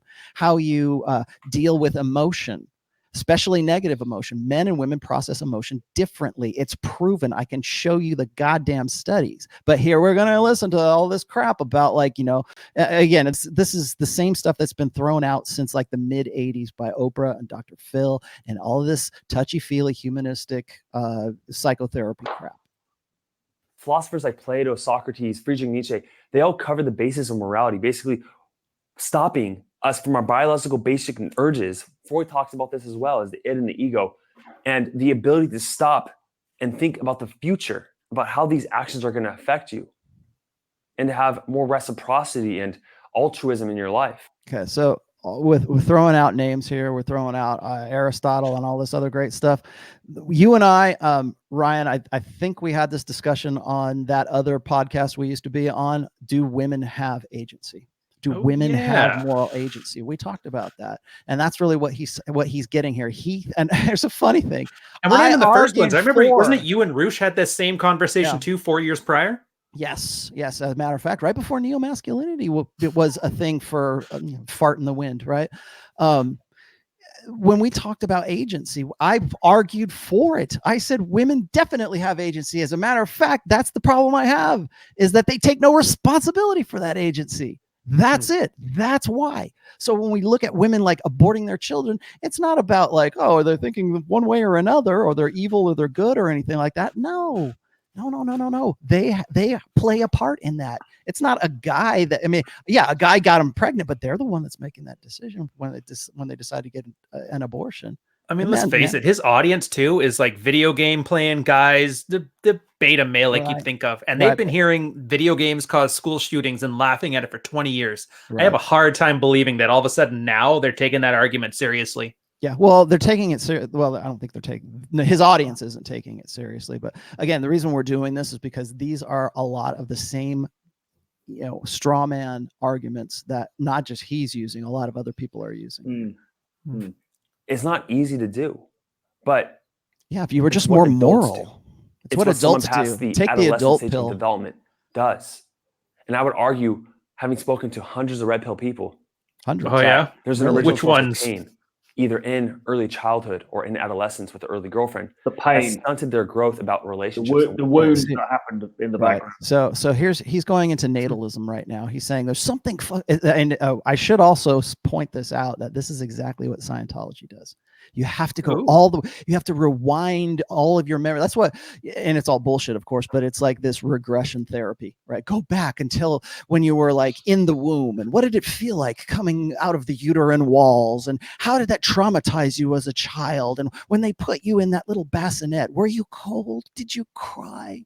All the way back until you get to be clear, right? It's the same fucking argument. I mean, I don't know whether we're here necessarily to debate the value of using psychotherapy to look at childhood trauma and all that kind of stuff. I mean, I'm sure there's a place for that, and people are going to have views on that, positive or negative, either way, whatever. But that is somewhat separate to the point of the red pill for me. I mean, the red pill describes. Yeah, people have problems. I'm not saying that therapy is not something that people. In fact, I put that in my counseling policies. I said, if I think that you need professional help, I'm going to tell you need professional help. Yeah. People are looking for life coaches. People are looking for guys who are going to point them in the right direction and help them out. The first thing I say is, look, I'm not a psychologist. Okay, so here's the thing, right? I suspect he would say, if he was on the panel now, he would say, if you could just reach deep inside and get that little Rollo inside and give him a hug, and you could heal your inner child, then you will almost have an insurance policy against the sexual marketplace, and that isn't the case, is it? I mean, basically, even if whatever trauma that I've experienced or anyone else has experienced, you go back and you can heal that by all means, but that doesn't mean that suddenly you're going to be impervious to divorce. It doesn't mean you're never going to get cheated on. It doesn't mean you're never going to get fucked over. Those things are going to happen anyway. We lose right. What actually a solid relationship is, and then over years and decades of not going toward that pain, what happens is that they develop a worldview where you combine yourself with other people who have the same worldview with confirmation bias. And you think that's reality because you cease seeking information that's outside of reality, that's outside of truth. So doing deep psychological work, looking at deep emotions. Okay, so he's suddenly a psychologist all of a sudden. Well, here's the thing, right? I think this is kind of an interesting point, because I think a lot of these guys lean very heavily on this idea of confirmation bias, and you get this on Twitter as well. And what they're basically saying is, okay, so you've got this like coven of red pill nihilists who, because they're wounded man boys, have engaged with broken women, and so they've had all these negative experiences, and they think it's like that for everyone. But actually, outside of that circle, you've got all these other people where everybody's normal and everybody's happy, and they just get together and have a great time. And actually, Noah Ravoy was saying something similar to that earlier today on Twitter. There's the kind of the R-selected, degenerate losers over here who believe in all the red pill stuff because it's their confirmation bias. And then there's all the normal people over here who are just having great, amazing lives. But the problem with that for me is, if that were true, how come? I mean, I have friends who know nothing about this space. I have friends who don't know never heard of the red pill, never heard of rational male, don't know any of this stuff exists. And yet they also will go through divorces. They'll also go through negative experiences in relationships. They'll also get cheated on and all these kinds of things. Happens all the time. Yep. It's not that there's a small group of people, a subset of people like us who discuss these things in this way. Yeah, sure. But this stuff happens throughout the population. It's not just this sort of like, there are people who you would think were very, very, I don't know, innocent, sort of regular people where this kind of shit happens to, because it's endemic in human nature. And that's what these guys don't ever seem to address. Well, I think a lot of people, particularly on Twitter, rely on the idea of projection. They think that if you're saying something, it has to be because you're projecting your own crap on this whole situation. It's you actually projecting. It's like, that's the easiest cop out that anybody can use as sort of a way to win an argument. Well, it's basically the ultimate way of poisoning the well. You're just projecting all of your stuff onto us, so we shouldn't listen to you when we're done. Right. It's really hard. Like, I know we're supposed to be here and discussing this and breaking it down and showing why it's wrong, but I mean, you guys are right. Other than the brief period where he claimed to be a psychoanalyst, he doesn't really say anything. He talks about the viewer like it's a Nigerian scam. Mhm. Hey, just so you know, these guys are mean. You're better than this. You can be better than this. And don't worry, because whatever you're doing now is perfect. But Mhm. you just need to do this one little thing. And you'll work on perfect. you. Yeah. Yeah, just to work on you. I about 3 months ago, I wrote an essay about how in particular coaches like this always rely on this idea of the fault lies with you. If you're the only person who can make the decisions for your own life or whatever, you're completely empowered, and the reason you have problems is because you're the problem. See, and that part's not wrong. Here's the problem, and here's the thing. Dr. Glover, who is a fucking doctor, talks about covert contracts incessantly. I'd say it's the first thing that most people, other than your book, have read in The Red Pill, where they realize that even though you're doing the best things, you can't expect reciprocity or a certain person to fulfill your desires because you're doing what you think they want you to do.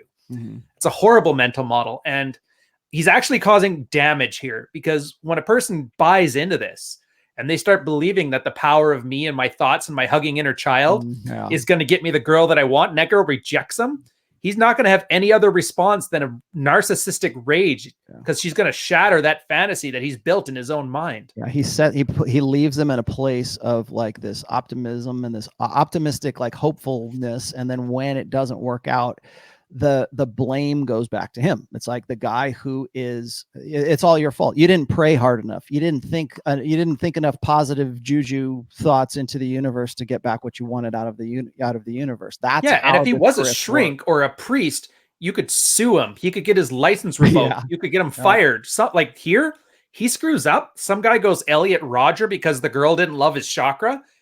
Not my fault, and he's going to walk away from it all. And that's the worst part. Of course, you can improve. Of course, you can do work on yourself in various ways to become a better person and all of that stuff. But that doesn't guarantee that you're going to get a free ride in the sexual marketplace or anything else. You can still get fucked over by people. It happens all the time. And that's a big mistake he's saying right now. He's saying that the red pill is like he thinks that guys think that the red pill is their ticket home, right? It's their ticket to satisfaction and contentment and the dream girls and children with dynamite. Exactly. Yeah, it's their safety net. I think somebody had an article on that. It's basically so when you fall down, you don't have going crazy on your fall. All right, let me get emotions as to why what really happened to you, why it really happened. That maybe it wasn't female nature. Maybe it was something in your control. See, there it is. Maybe it was the way you were feeling that caused it. It's all you. The red pill belief. It's not the system. It's you. Inherently selfish, and that they're going to give into their biological desires. Is called egocentric solipsism. I know it's a big name, but I did an interview with Dr. David Tian, and he talked about it pretty clearly. Right. Dr. Tian is a director of aura transformation. He goes with excuse me, did you catch that? He's a director of aura transformation. Therapeutic coach. PhD. My ass, he's got a PhD. He's an aura director. Did he go to the same school that Dr. Babelove did there? Or? Probably. In the Bahamas or where Maldives? I don't know. Yeah. So I just want people to catch that. Director of aura therapy or some shit. I don't know. Even sitting in a hospital, so he looks more authoritative. So when I was talking about shamanism at the beginning of this video, here we go. Emotional and social intelligence, philosophical psychology, Asian religious philosophy, masculinity, relationships. A researcher author. It's funny how he looks like this, like totally. He almost looks like Tate in that one shot. Then we got this. And global educator.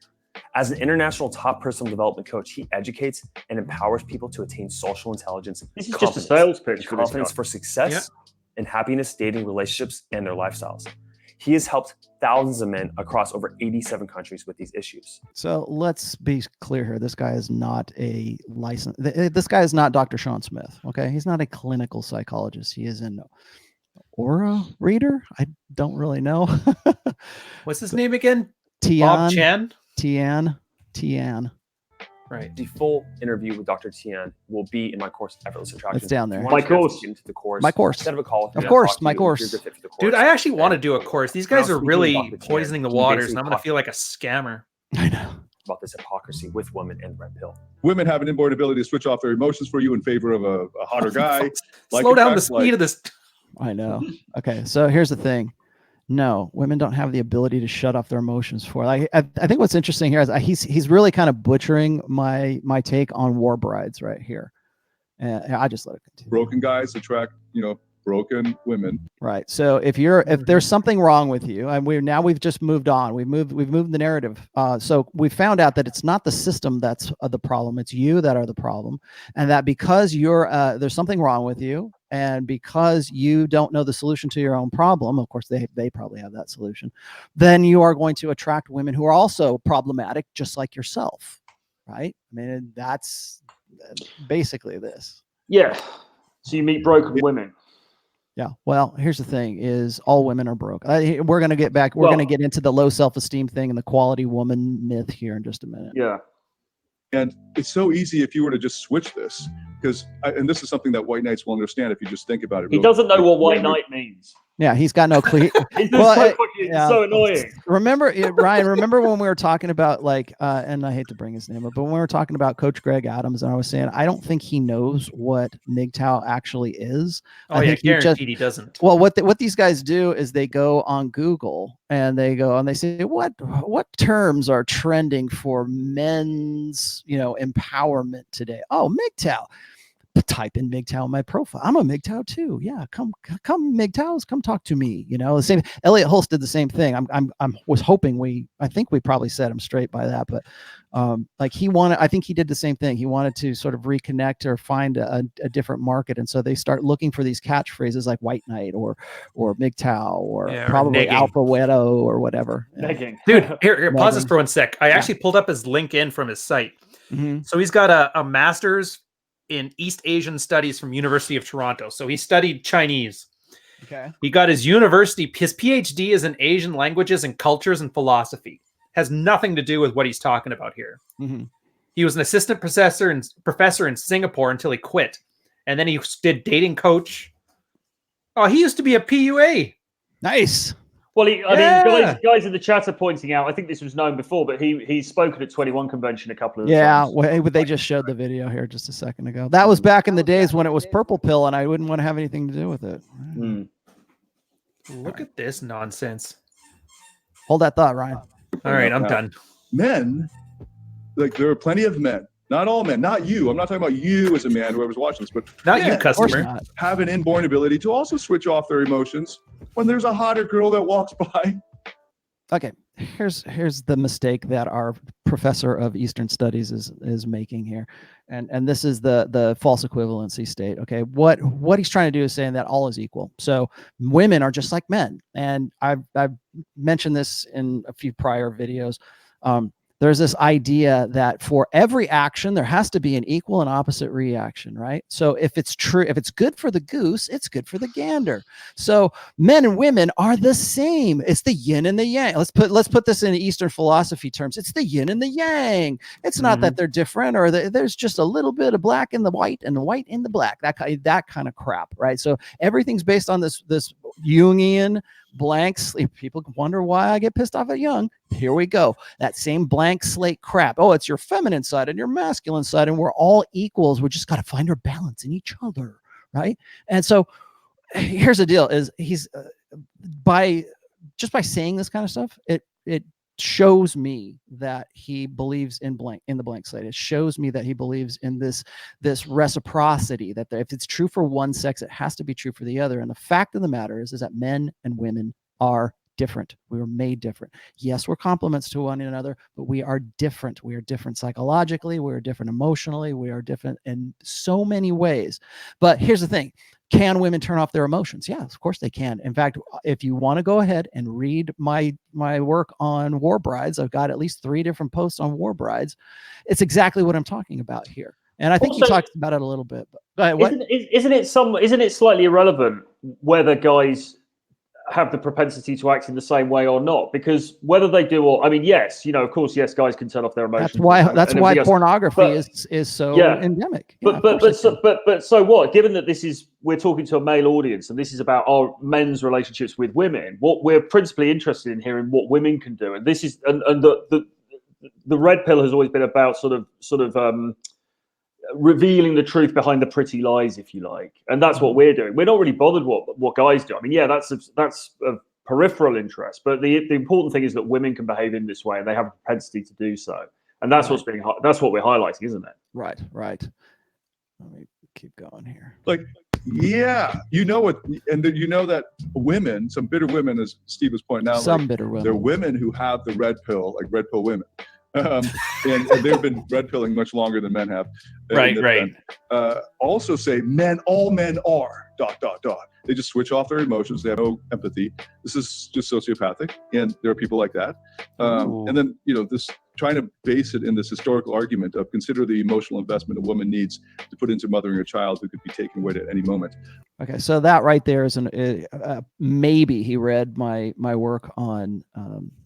Not alpha widows, but war brides, and that is an evolutionary theory. Once again, I think it has some veracity to it. That women since women are the weaker sex, since women are sort of unprotected in a chaotic world, they had to learn how to turn off their emotions and to actually turn on emotions for their captors. So in our tribalistic past, if one tribe came in and killed off all of the men folk and all the boys and took all the women hostages and kept them as war brides, they had to learn how to live with their new captors. It's kind of like Stockholm. So Stockholm syndrome is more pronounced in women than it is in men. Well, I think it's not so much that they learned. If you want to go evolution sides, it's the ones that didn't do that usually got killed off. The ones that were war bride-ish, they were the ones that survived and passed on genes. You pass that through however many thousands of generations of Paleolithic men, then that's eventually going to be something that crops up from it. Right. Well, so here's the thing is what he's missing here is this, because he wants to turn this into a personal problem. But what the dynamic that he's missing here is that the reason that women can do that is different than the reason that men can do it. Men can turn off their emotions because they have to be able to ejaculate and evacuate, because reproduction in our ancestral past was a risky proposition for most guys. So if they don't know if their dad's around or the brothers are around, or if whoever's around, if you breed with a woman, you need to get in, get out, and get done and get going. That's why we like porn. Unlimited access to unlimited sexuality with nothing in between.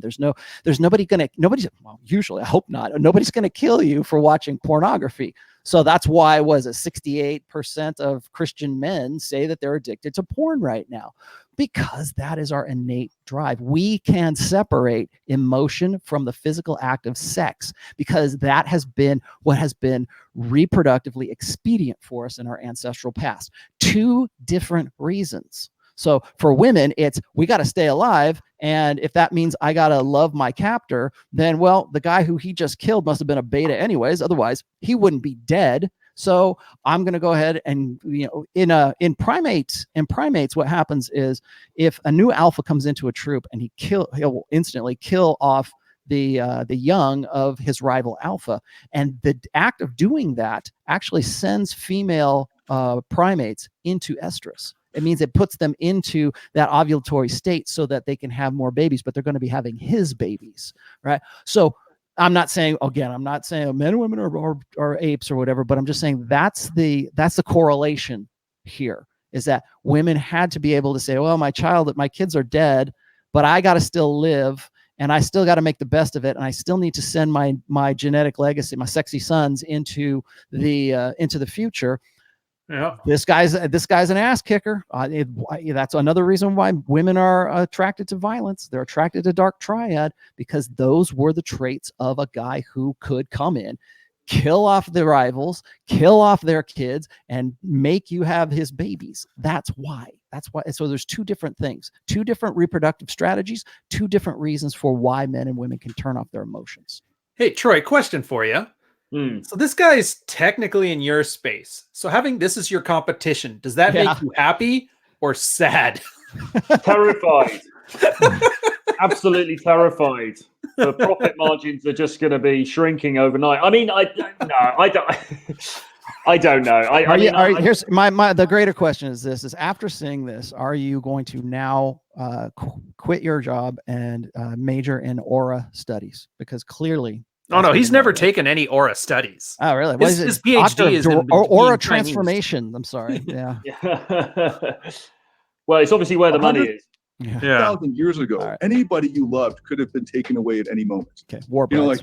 Like 1,000,000 years ago, it was just as tenuous of a life. Well, not 1,000,000. So it's just these just. This still has nothing to do with the point of this video. This guy's talking about cavemen when his guys come on here because they want to be able to get laid and not be so angry about it. Looking for to back up their wounded emotions.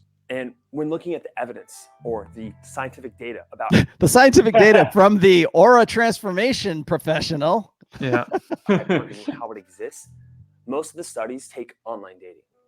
And okay, so this seems to be one of the key sort of factual, in inverted commas, points in his argument here. He's saying that most red pill data comes from online dating studies and therefore is invalid because of rounding. Basically, when you round it up to the full population, it doesn't equate to the full population.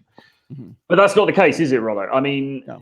That data has been drawn from a wide variety of different sources, not least the in-field activities of PUAs and the PUAs.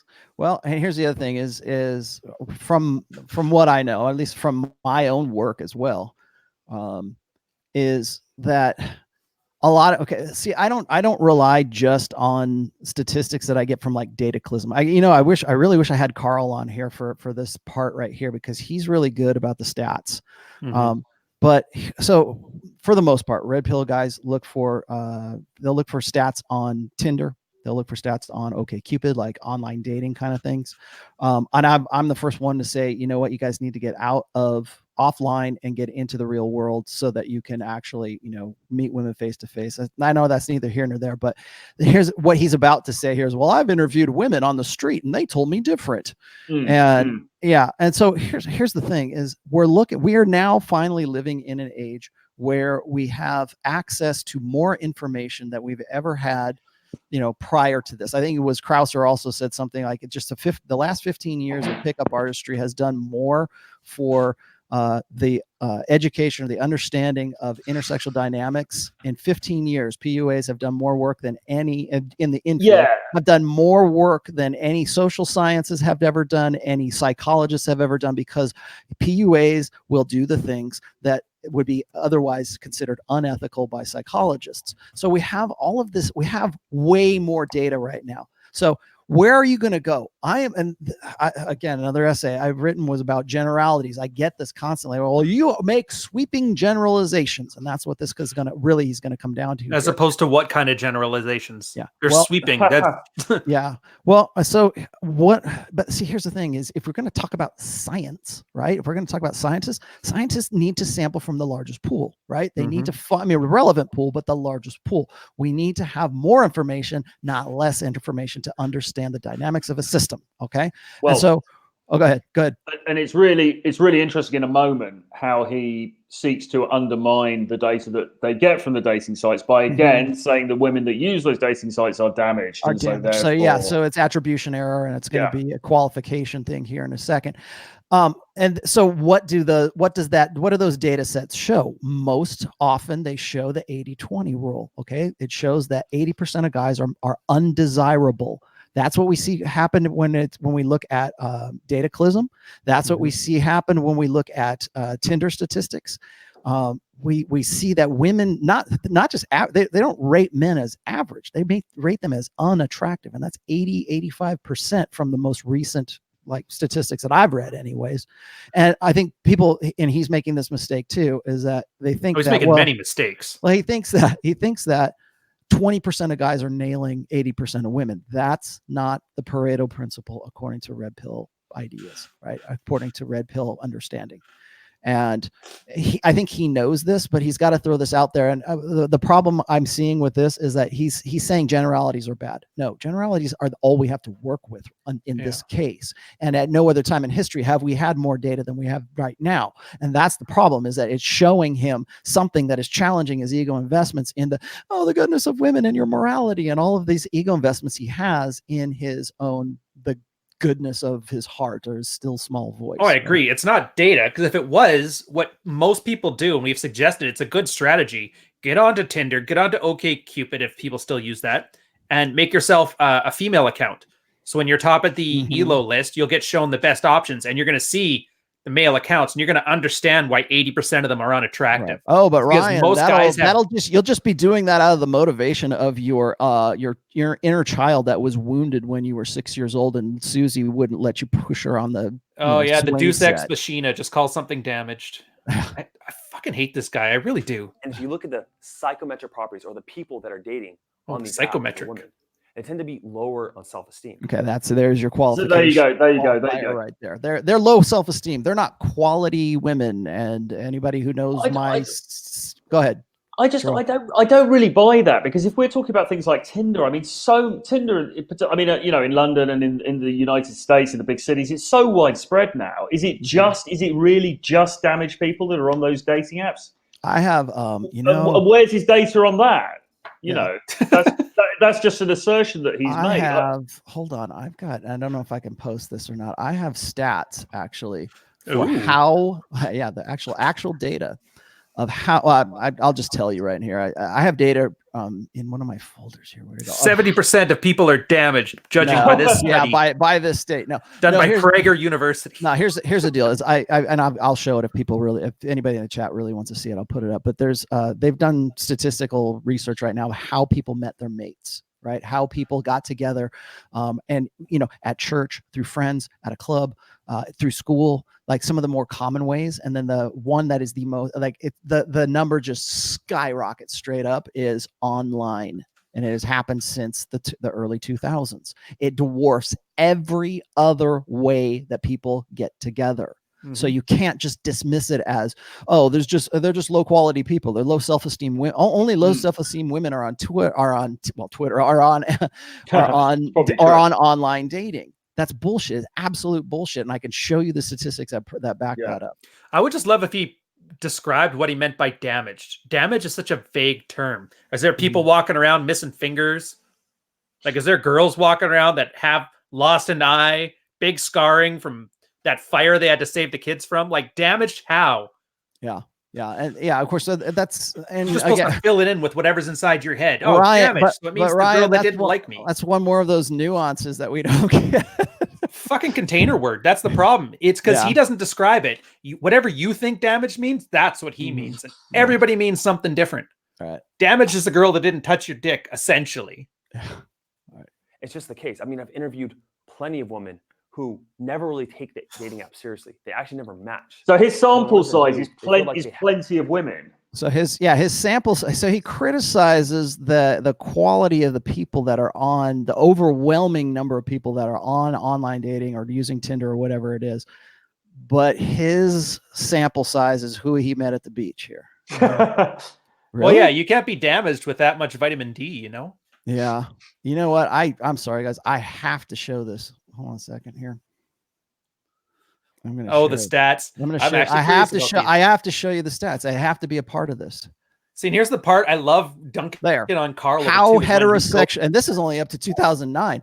This is like 10 years old. How heterosexual couples met their romantic partners. Look at that online. Look at that climb. And that's just from the mid 90s right there. And I would say probably by now it's well above through friends. So you can't ignore data like that. Oh, this is before me too. I bet you coworkers dropped off a fucking cliff too. Yeah. Church dropped off a cliff. Neighbors. You notice how friends, though, no social circle game. People are isolated as hell. Yeah.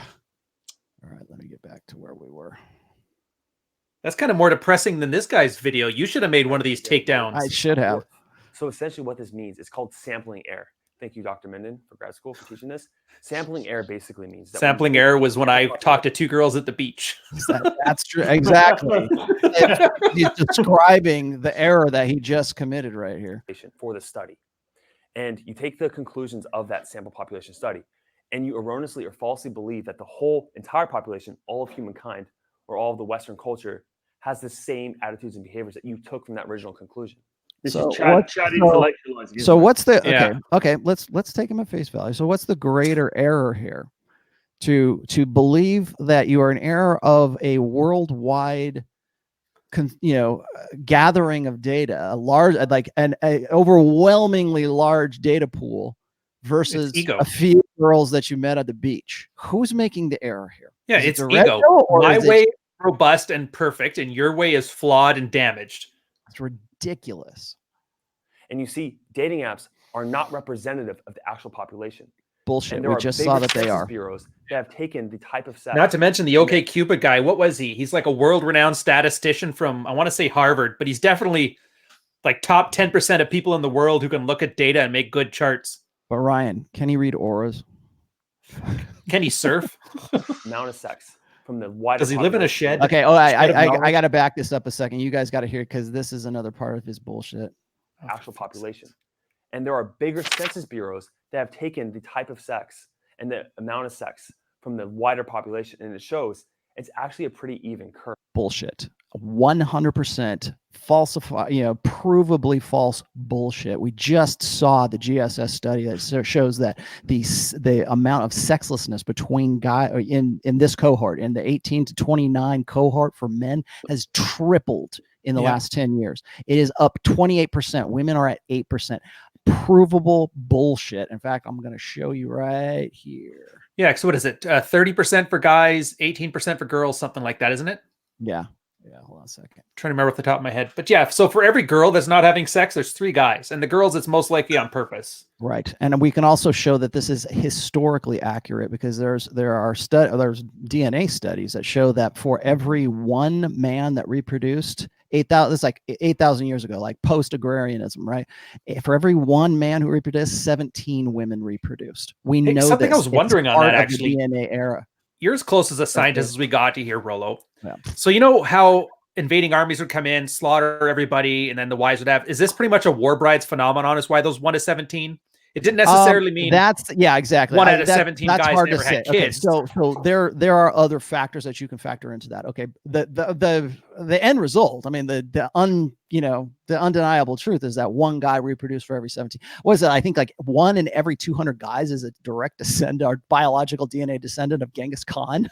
Well, you'd have to ask the PhD in Chinese studies. Yeah, so we can. I think it's pretty easy to say, well, Genghis Khan probably reproduced with every chick he ever got a hold of. It's not because they wanted to get with him. It's just that that was Genghis. That's how he solved his reproductive problems, right? So is it because women are choosing? I would say it's a little both. I think it's powerful men who are sequestering and reproducing with a lot of women by their own volition. And then it's also because women are hypergamous. They're looking for the best, that it's not seeking their own level. So this right here is the Washington Post article from the GSS study here. More than ever, Americans aren't having sex. Okay. This this is already in the description right here. Lack of sex driven mainly by the young. And look at that. Okay. And then this is the one about I all wanted this to too. get You notice how we're talking a lot about these statistics and history, everything except for the problem at hand is where a guy, from his example, a guy can't get a girlfriend. Is essentially what this guy is saying. You can't get a girlfriend because the red pill is bad or stupid or wrong. Right. And so this one puts the one thing he doesn't talk about. This one puts the last nail in the coffin here. Young men driving the sex decline. Okay. Look at the numbers. Okay. From 2018 or 2008 to 2018 right here.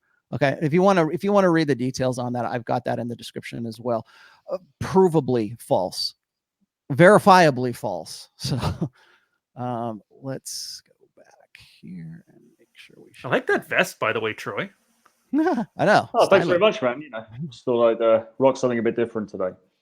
What's it? What is it? Like, what's the material? I can't tell from the camera. More than one. It's like we call it a waistcoat. It's just like a suit material, you know. Oh, dude, I'm gonna have to get one of those. All right, shut up. Always one of those. Bureaus that have taken the type of sex and the amount of sex from the wider population, and it shows it's actually a pretty even curve. No. That Pretty even. men are having sex far more than women, and more Right. on average. That Wrong. hypergamy and this 80-20 rule doesn't hold up when actually a larger population sample size is taken. I'd like to know where he got that data from, because that's bullshit. I know you got him picked, What the- but the man's in trouble. I'm gonna show you how great I am. Just worth pointing out here that was the science bit. That little section there, which we've just ripped apart with the data, that was the main factual part of his argument. Right. And then we immediately now go into what is basically ad hominem. The whole next section is basically just ad hominem. Yeah, from here on, we're gonna coast from here on out, because you're right. This is all. And here's the other thing: is he's pulling stuff from Psychology Today, which is also a publication of the APA. And I think you probably already know what my opinion of the APA is, and what Dr. Sean Smith's opinion of the APA. They were the ones that said that conventional masculinity is actually a disorder. Which I was thinking about that, and they might be right, because there's so few men that act like men now. It actually is getting into that third standard deviation to become a disorder. Right. I know that's not what they meant, but credit where it's due. So this is where we're going to get into ad hominems. He's going to say I'm a narcissist. He's going to say I'm this or whatever. Talks about covert or compensatory narcissism, which unfortunately a lot of people in the red pill meet all 7 criteria. Well, actually, so do a lot of people in the purple and blue pill. Clearly see in comments or in threads that it's almost like everybody has it to some extent, but it's not at that third standard deviation that makes it into a disorder. I'm sure Dr. Chinese Studies could have told you that. Talks about someone who's mainstream or hasn't taken the red pill yet. There's a sense of superiority of when you go through these, think about how many of these could apply to Artful Adam. yeah, or anybody else, or Pat Stedman. Yeah, exactly. and here's the thing: is I get this all the time. People say, "Well, your Twitter feed is very negative, man." And it's like, dude, that's one very small fraction of the stuff that I do. Besides, most of that stuff is negative when that Nikolai guy is throwing death threats at you. That's the only negative stuff I see. Exactly. And welcome to Twitter, by the way. Maybe you were used to MySpace, but that's what we do here on Twitter. No, I get that people think that because, like, even me just doing this, even like just us like having this conversation, well, you guys are being smug. You guys aren't, being nice about things. Being dismissive, not smug. Yeah, There's a difference. Exactly. And it's like, it's no more smug. Here's the thing: is when you're in a state where it's like you're trying to deliver this information, and you are resisting, having the truth forced upon you. Yeah, you're going to seem like an asshole. You're going to seem smug. You're going to seem like they're like, oh, well, I know all this stuff and you don't. First of all, when have I ever done something like that? But second of all, it's like you can't help but feel like you're being attacked. And that's the thing with ego investment, is they are investments in beliefs that are so intrinsic to who you are as a person. They're literally a part of your personality, that when those beliefs are attacked, not you, but when those beliefs are attacked, you can't separate the difference. So if I say, all of your religion is wrong, that's not, I might be, saying, hey, that's, this religion here is wrong. You're going to take that as a personal attack on you because you believe in that religion. So, or that political affiliation or whatever else. And then later on, like, I wanted to point that out here, because later on he's going to make the error of calling the red pill an ideology, and they have to keep hammering. I can't stand that. They have to keep hammering that home, because it's the only way that they can have a debate on a similar level. That's really why I wanted to have you on here, Ryan. I'll rant about the ideology. Yeah. Right. Oh, sorry, he's going You're a off. beta. You're a cuck. That you don't know the truth of human behavior, and you're going to get fucked eventually. Okay, that is not red pill. That might be MGTOW. I've seen a lot of MGTOW say that. I've seen a lot of black people, or black pill people. I say black pill people talk about that kind of stuff. So we're all doomed. I mean, here's the thing: I think he is making the mistake of, well, first of all, lumping everybody into one red pill thing, but then also that everybody believes that, like, everybody is going to they're going to be critical using the same way of being critical. That superiority sense of, like, I know and you don't. That's the first criteria. Right. Number 2, self-absorption. Often people that are compensatory narcissists or covert narcissists will make a quick assessment of a person or situation, find it uninteresting, flawed, unworthy of their attention. and mentally tune or block you out. While most mature adults are capable of recognizing nuances of issues and giving people the benefit of the doubt, introverted narcissists tend to focus only on what selfishly they want. Where the fuck does he get these like stock? This is clips why like helicopter parents were assholes.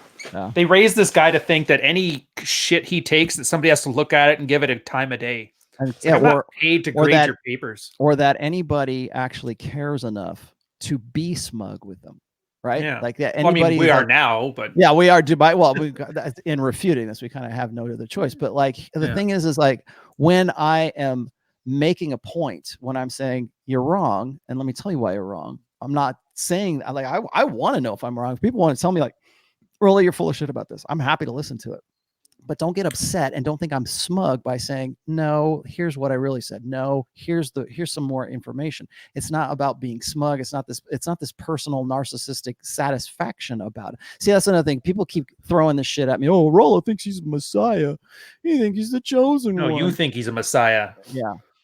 No, and the reason for that is it's not because, and anybody who knows me knows that if you want to come to me, you want to talk about stuff, you have things, I'm happy to talk about that. But there comes a point, particularly when it's on Twitter or when it's online or something, and people are just simply not getting the message. There's a point, and maybe this is from like dealing with people on Twitter and 280 characters or whatever, but there comes a point where you're like, all right, dude, I'm out. Because like as I've always said, the blue pills, unplugging guys from the matrix is dirty work, and it's like triage. And there comes a point where it's like, I realize I'm not getting anywhere with this person. Come back when you're ready to have a conversation about this. And so people will say, well, Rollo just goes and he blocks anybody who doesn't agree with him. No, I'm happy to talk to you if you've got something real to say, but I'm not going to sit there and get trolled by you.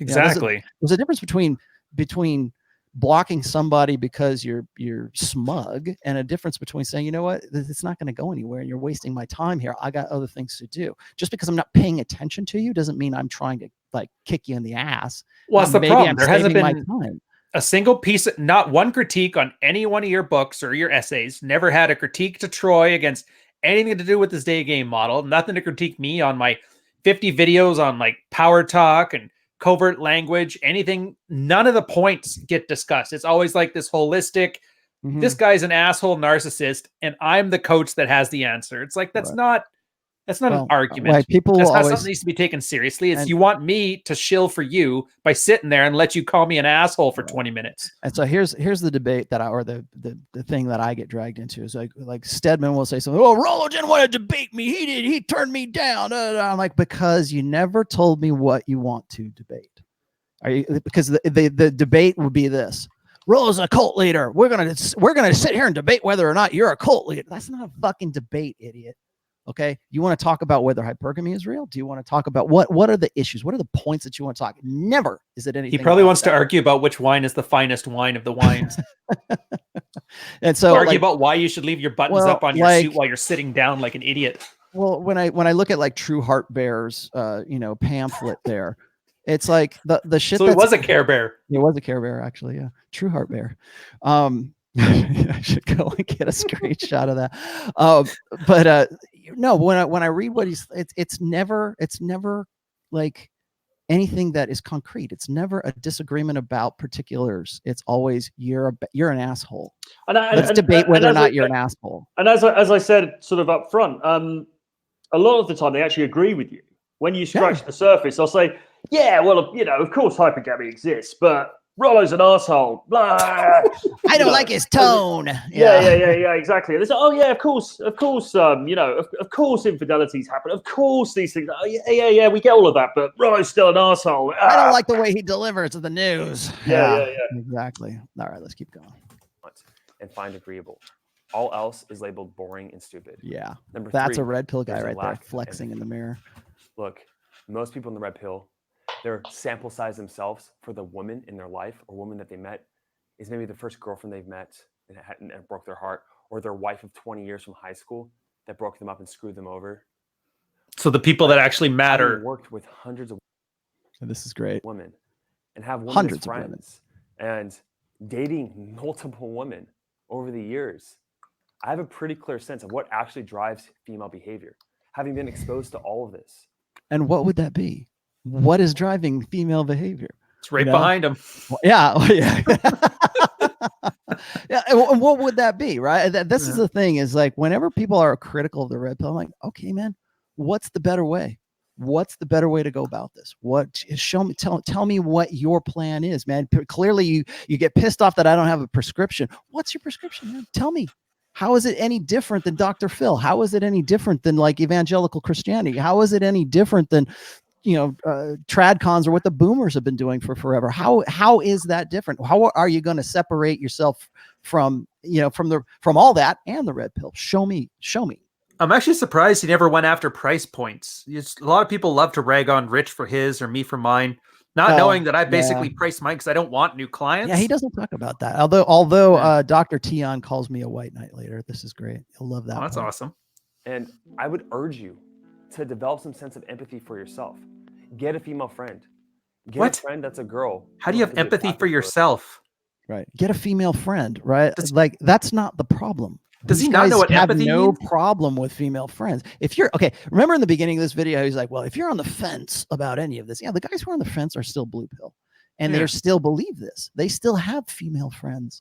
They still believe that female friendship is on an equitable level with an intrasexual friendship, right? And that's why they're pissed. That's why that they're here in the first place, because that shit ain't working. Because what they've been doing is not producing the results that they want. Well, then he's saying get a female friend so that you can get to know her and you can understand what her real concerns are. Yeah, because that one female, remember, we're talking about sample size. So that one female friend will be representative of the gestalt whole of femininity. Well, it is representative of all the girls that aren't going to have sex with you. That's for sure. That is true. Get to know her. Open up to her. See how it actually feels. See her. Right, because nobody did that before. Oh, what a fucking brilliant idea. Dude, is this where that whole cry in front of your woman crap started? It might be. Oh, that was the stupidest thing I've ever seen. This video came out, what, 2 days ago? 3 days ago? October 20th. Yeah. Oh, so it's right at the peak of cry to your woman, purple pill wisdom. Take her to the dance. And see what she's really, the problem actually is what she really truly wants out of it. Yeah, because all women are the same, right? I thought they were all different and unknowable forces of fucking nature, man. Not if you ask them. There's a lack of truly empathy and experience with women in the red pill. They're just looking at studies and saying that this is how it is. And they're conferring with everyone else's reality who also have a lack of experience and empathy themselves. No, that's just not true, is it? That's just not well, I've never seen you, other than this one that Rolo just pulled up, I've never seen any of us pull up studies in our videos at all. We don't deal with studies. But you and I deal with experience. I deal with studies only in my writing, pretty much. Exactly, but it's not just. He's trying to give the impression there that we just sit down and read these studies in New Scientist or sort of Nature magazine or something and go, oh, that's interesting. So this is how the sexual marketplace works. Like we're poring over microfilm. Yeah, without any reference to real life experience or our own experience or the experience of people that we know or the experience of guys that we work with. I mean, it's a ridiculous view. Yeah. Well, and that's the whole thing. Is like I've been writing and doing this stuff since 2001, 2002. Did you see any of the Pook stuff that we got into, Ryan, on Sunday? I didn't have a chance to. Oh man, that was I thought that was great getting back to the old school So Suave stuff. And I'll tell you the thing that's great about all this is like none of these guys have any foundation in the history of what the fuck they're even talking about. Well, I know. Did you hear the one guy who tried to fact check Pook and said it would have been better? I'm like, what? Do you not understand how parables work? Yeah. And so like when I go back in time, when I go back and look at my old posts from like 2002 and I see where we've come from and where we're at right now, I see a lot of similarities, of course, but remember that this is not just one guy doing some research. This is not just one guy going, oh, my girlfriend left me. It's not one guy. It's hundreds of thousands. It's millions of guys that are coming together and sharing their experiences across the planet and have been doing so for almost 20 years now. And so to say that it's just this individualized, we all have tunnel vision, we have blinders on, we're only looking at one thing is just absolute horseshit. And could I just say as well, this is one of the annoying things that probably doesn't apply to you, Rollo, but applies to people like me and Ryan, because people will say about us, oh, you're just I don't know, you're just disciples of Rollo Tomassi. You're just upset. You know, you're just so blinded because you're zombies for Rollo Tomassi and everything else. But it's like, no, that's bullshit. I mean, yes, of course, your writing has been incredibly influential. But look, I mean, we see this stuff all around us. We see it in our own life experience. We see it in the experience of friends and family. We see it in the experiences of guys that we work with. This stuff is happening around us constantly. And I mean, your work has helped, has given a framework in order to help us discuss that. But if it was just you writing about this shit, it wouldn't have, it didn't have real traction in the real world. It wouldn't resonate with people. The fact that it resonates with people is because there's a basis in reality.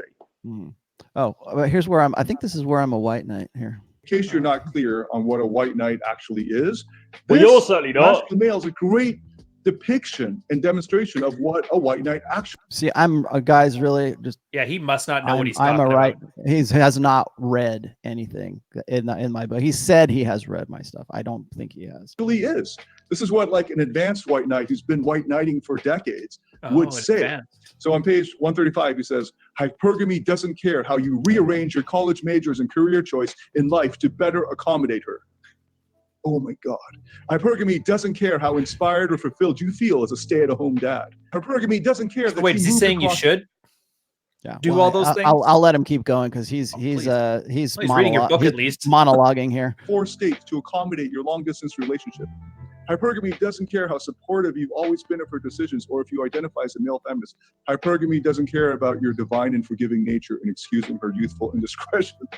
Oh, darn. No, so you know what this reminds me of? You ever remember when teenagers would argue how you'll say something to them and they'll just say it back with a goofy voice and end it with like and that's supposed to be an insult?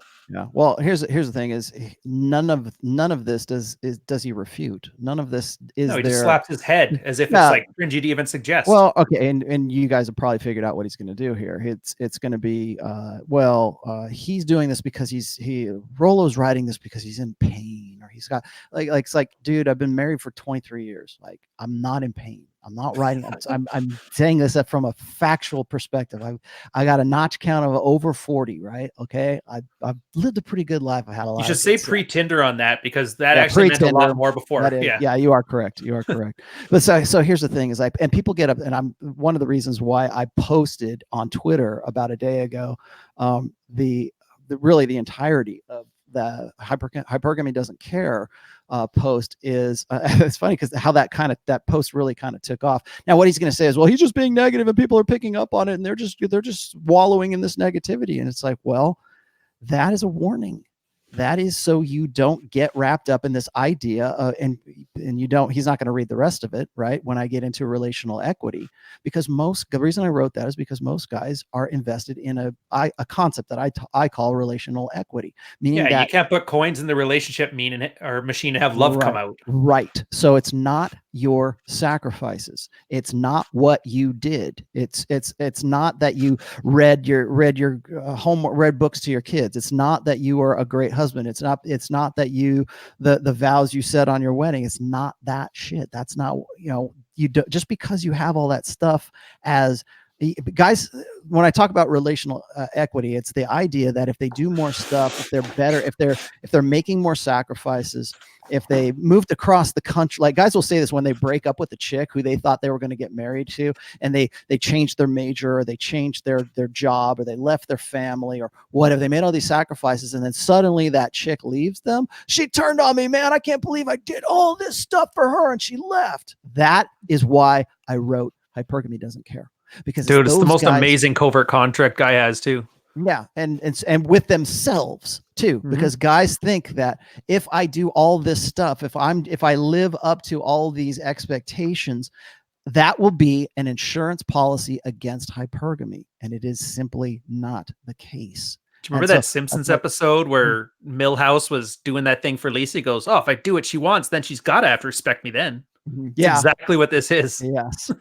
And so, but for guys who are just reading this and they're going, well, this sounds like he's a white knight. He must be hurt. Oh, what happened to little Rollo back when he was 10 years old? Did the girls beat him up on the playground? That kind of shit. That's where they want to go with this. No, of course But that's where they want to go with it. That's how they want to blame. That's how they want to frame this, because they only have one way of looking at this, which is the Book of Oprah, the let's read people's chakras and auras kind of shit. Okay. They have to fall back on that Jungian psychology that makes sense to them. And so they plug all of this into that machine that they have, and it doesn't come out right. So the only way that they can interpret that in that machine, that is what they're, plugging this understanding into. The only way that they can do that or the only way that it works is if they do that, and then interpreting it from the machine's perspective. And so that's why they come back with oh, it must be because he's hurt. He must be projecting. He must be a white knight. He must be hurt, but I got a way nicer bookshelf than this putz. So like, this is like saying, I'm a good person. Why aren't you good to me? I'm a damn good. So right. And see, that's exactly what you're saying. Ironically, he gets it here, but because he input this into his own machine, he's not getting the right answer back out. It's exactly what I'm saying right there. It's exactly what I'm saying, is that relational equity means nothing when it comes to biological drives like that. It's not an insurance. Marriage is not an insurance policy against hypergamy. How do we know that? Because we just heard Josh say, that women's natural biology or natural or innate intersexual mating strategy is hypergamy. We just heard that. John's take in the chat is awesome. What did he say? I'm sorry. What did Let's he be say? honest. This insect guy on screen doesn't fuck. Oh my God. Jesus. Can't believe he got banned from Twitter.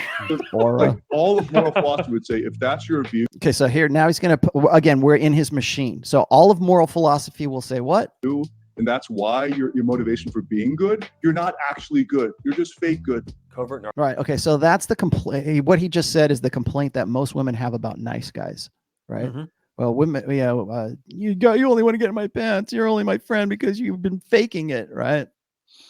All he's doing is affirming an aspect of the red pill with that. Narcissists tend to be. Yeah, Troy nailed it there. He is agreeing with everything. He just rolls wrong. Here, let me read his book and show you what he should have said. Handle criticism poorly. In the face of negative feedback, some introverted narcissists will defend with an increased sense of superiority, smugness, dismissal, while others will respond with withdrawal. Typically, they will not let on how much the negative experience bothers them, and instead use well-rehearsed aloofness to continue their schema. Right. Another sign is because that's the only way they can interpret that. This is the only way, like those behaviors are only they're only logical from the framework of the mental framework of the machine that they're in right now. He's kind of put us in a box too. So I can't leave him. I can't dismiss him. So the only answer that makes me not a narcissist is to sit here and listen to everything and agree with him. Mm-hmm. Well, that's pretty narcissistic of him. Yes. Misunderstood special person. I think I'm starting to understand what he means by damaged. Those who don't love him are damaged. Above a kind. Girl dumps him. He calls her a lesbian. I'm so smart. I'm above everyone else. And of course, it should go without saying. No, actually, what's funny is he just read the description to A Secret King Gamma, is what he just read. Well, exactly, artful. The perfect example would be artful man. One of the last signs is difficulty with relationships and connecting. Rolo, is yours going all right? You having difficulty after 20 some years? Yeah, no matter what lying assholes at the 21 convention will tell you, my relationship with my wife has never been better. I just knocked it out with her last night too. It was fantastic. And people Hey, so did I. People hate it when married people say, "Man, I had some great sex last night." Fuck you, man. You're supposed to not have sex because you're married. Like, yeah. And my relationship with my daughter is spot on. We're great. Man, I love my daughter. In fact, I've been helping her doing a lot of stuff with her studies lately too. So, oh, look at you, all smart with school. Yeah, but you know what? I don't believe that that's an insurance against hypergamy. It's just saying. Yeah, and Troy, you're doing all right in yours. I don't know. Are you single? Relationship? No, I'm with my girlfriend. It's all going very well. Having a great time. We were in Ibiza together for last week, which is really nice. So yeah, it's all good stuff. Oh, nice. All right. And I'm 11 years. So far, so good. Mine's sewing my Halloween costume as we speak. So clearly they're not talking about us, right? No, must not be. Is best summed up in a book by famous psychoanalyst Alice Miller, in her Alice Miller. Go look her up. I'm not going to, I looked her up. Go look her up. book, The Drama of the Gifted Child. Dr. Alice says, Miller. The grandiose person seeks insatiability for admiration, which he never gets enough of because admiration is not the same thing as love. It is only a substitute for the primary needs for respect, understanding, and to being taken seriously. Needs unconscious from early childhood. Right. It's Often all a about whole the life little is kids. devoted to the substitute and is not fully felt. The struggle for the symbol of love will continue. There's a perfect Sound like Oprah? analogy or metaphor. Oh, dude, the only thing this chick writes about is beating kids. You got to have a niche, haven't you? I guess For a narcissist or someone in the red pill that may make sense to you, that really will suss out exactly what's going on here. And that metaphor is someone who is walking on stilts. If someone was This is a walking on terrible metaphor. would they not be envious of the people that are able to walk on their legs alone, even if they seem above those people and those people seem ordinary? Are you not bound to carry pent-up rage toward people walking so effortlessly because somehow they have made you afraid to walk without them? They do not have to do something to impress one way or another and are free to be average. Like, where the fuck is this coming from? Like, what on earth, like, how on earth does this have anything to do with the red pill? So you call them cucks, betas, and simps. Because somebody deep should down, tell them. People are saying they don't boomer need something now. extra. Cuck was so last They year. can go toward love without fear and feeling superior. I hope you're starting to see the truth of the matter So at you hand. go towards love Dr. without Bruce Lipton fear. wrote the biology belief. Oh, here we go. This is epigenetics right here. Watch this. They don't need something extra. They can go toward love without fear and feeling superior. I hope you're starting to see the truth of the matter at hand. Dr. Bruce Lipton wrote the biology belief, and he talked Bruce about Lipton. how trauma creates a worldview and literally changes our neurons in our brain. Okay, so this is the appeal to yet another. The guy is definitely a doctor of something. Go look up Dr. With Bruce Lipton, Ryan. You'll see what I'm talking about. He's all about epigenetics, which is very big. Expressing genes through behaviors. Yes, it's very big in power of positive thinking movements right now. Dude, he looks like Tony a mother. Robbins will use this. You'll hear it in Cernovich will use this as well. It's all about, if you think better, you can, if you have cancer, all you got to do is think good thoughts and you'll cure your own cancer. Right. That's the kind, the genes won't be expressed if you do. Now, epigenetics is not bullshit. It's how they are interpreting epigenetics. Right. There is actually something to epigenetics. Right. So if you change your lifestyle, something is going to happen in your genetic makeup. Are you going to, if you eat different foods, obviously, and that has to come as a conscious choice. I'm going to start eating celery, and then I'm going to be, take a shit better or whatever it is. Right. So from a scientific standpoint, epigenetics is true, but what woo-woo magical thinkers have done is they've taken that and they've said, well, if you just think positively, then you're immune to any disease and you can pretty much change anything about your body if you just think. It's really big in like the circles of like The Secret, right? Power, what is it? The law of attraction, man. If you send out enough positive juju into the universe, then good things will come to you. And that also, I should state here, is that this is the basis for a lot of, this is expressed, I should say, in a lot of different kind of grifts. So if it's in evangelical culture, it's prosperity teaching. I see what you were talking about. In 1980, he found Jesus, and he realized that Jesus was the reason for stem cells. Mm-hmm. Isn't that sweet? Bless his. Our brain is the ultimate survival mechanism, right? We go into an environment, and it says, what do I need to do to survive? Where are the threats? And where are the things that will give me value for survival? Right. It also says, how am I going to solve my reproductive problem? Oh, look at that girl over there in a bikini. Oh, guess what? Tool use has been triggered in my brain. I guess I want to go over there and nail her on the bed, right? Dude, why is he mentioning Lipton at all? All of Lipton's research because he, again, this muscle development. Yeah, from here on, because Lipton is really big about like positivity stuff. I don't know what his actual research isn't. Yeah, his research is right, but what they're doing is like, and he's taking the next step, which is if you think good thoughts, then you're going to be able to change. Because apparently, if you're a red pill, you're stuck in these negative feedback loops, and so if you stay red pill, then you're going to get sick and die. Having your heart broken, they're one and the same. And right, see.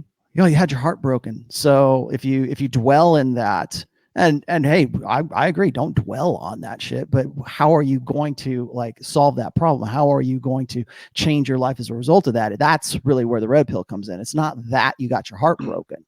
Hey, everybody does, right? Okay, cool. But what are you going to do? What tools are you going to use to make yourself into a better person? Are you going to use chakras and crystals, or are you going to use the red pill as a means to live a better life?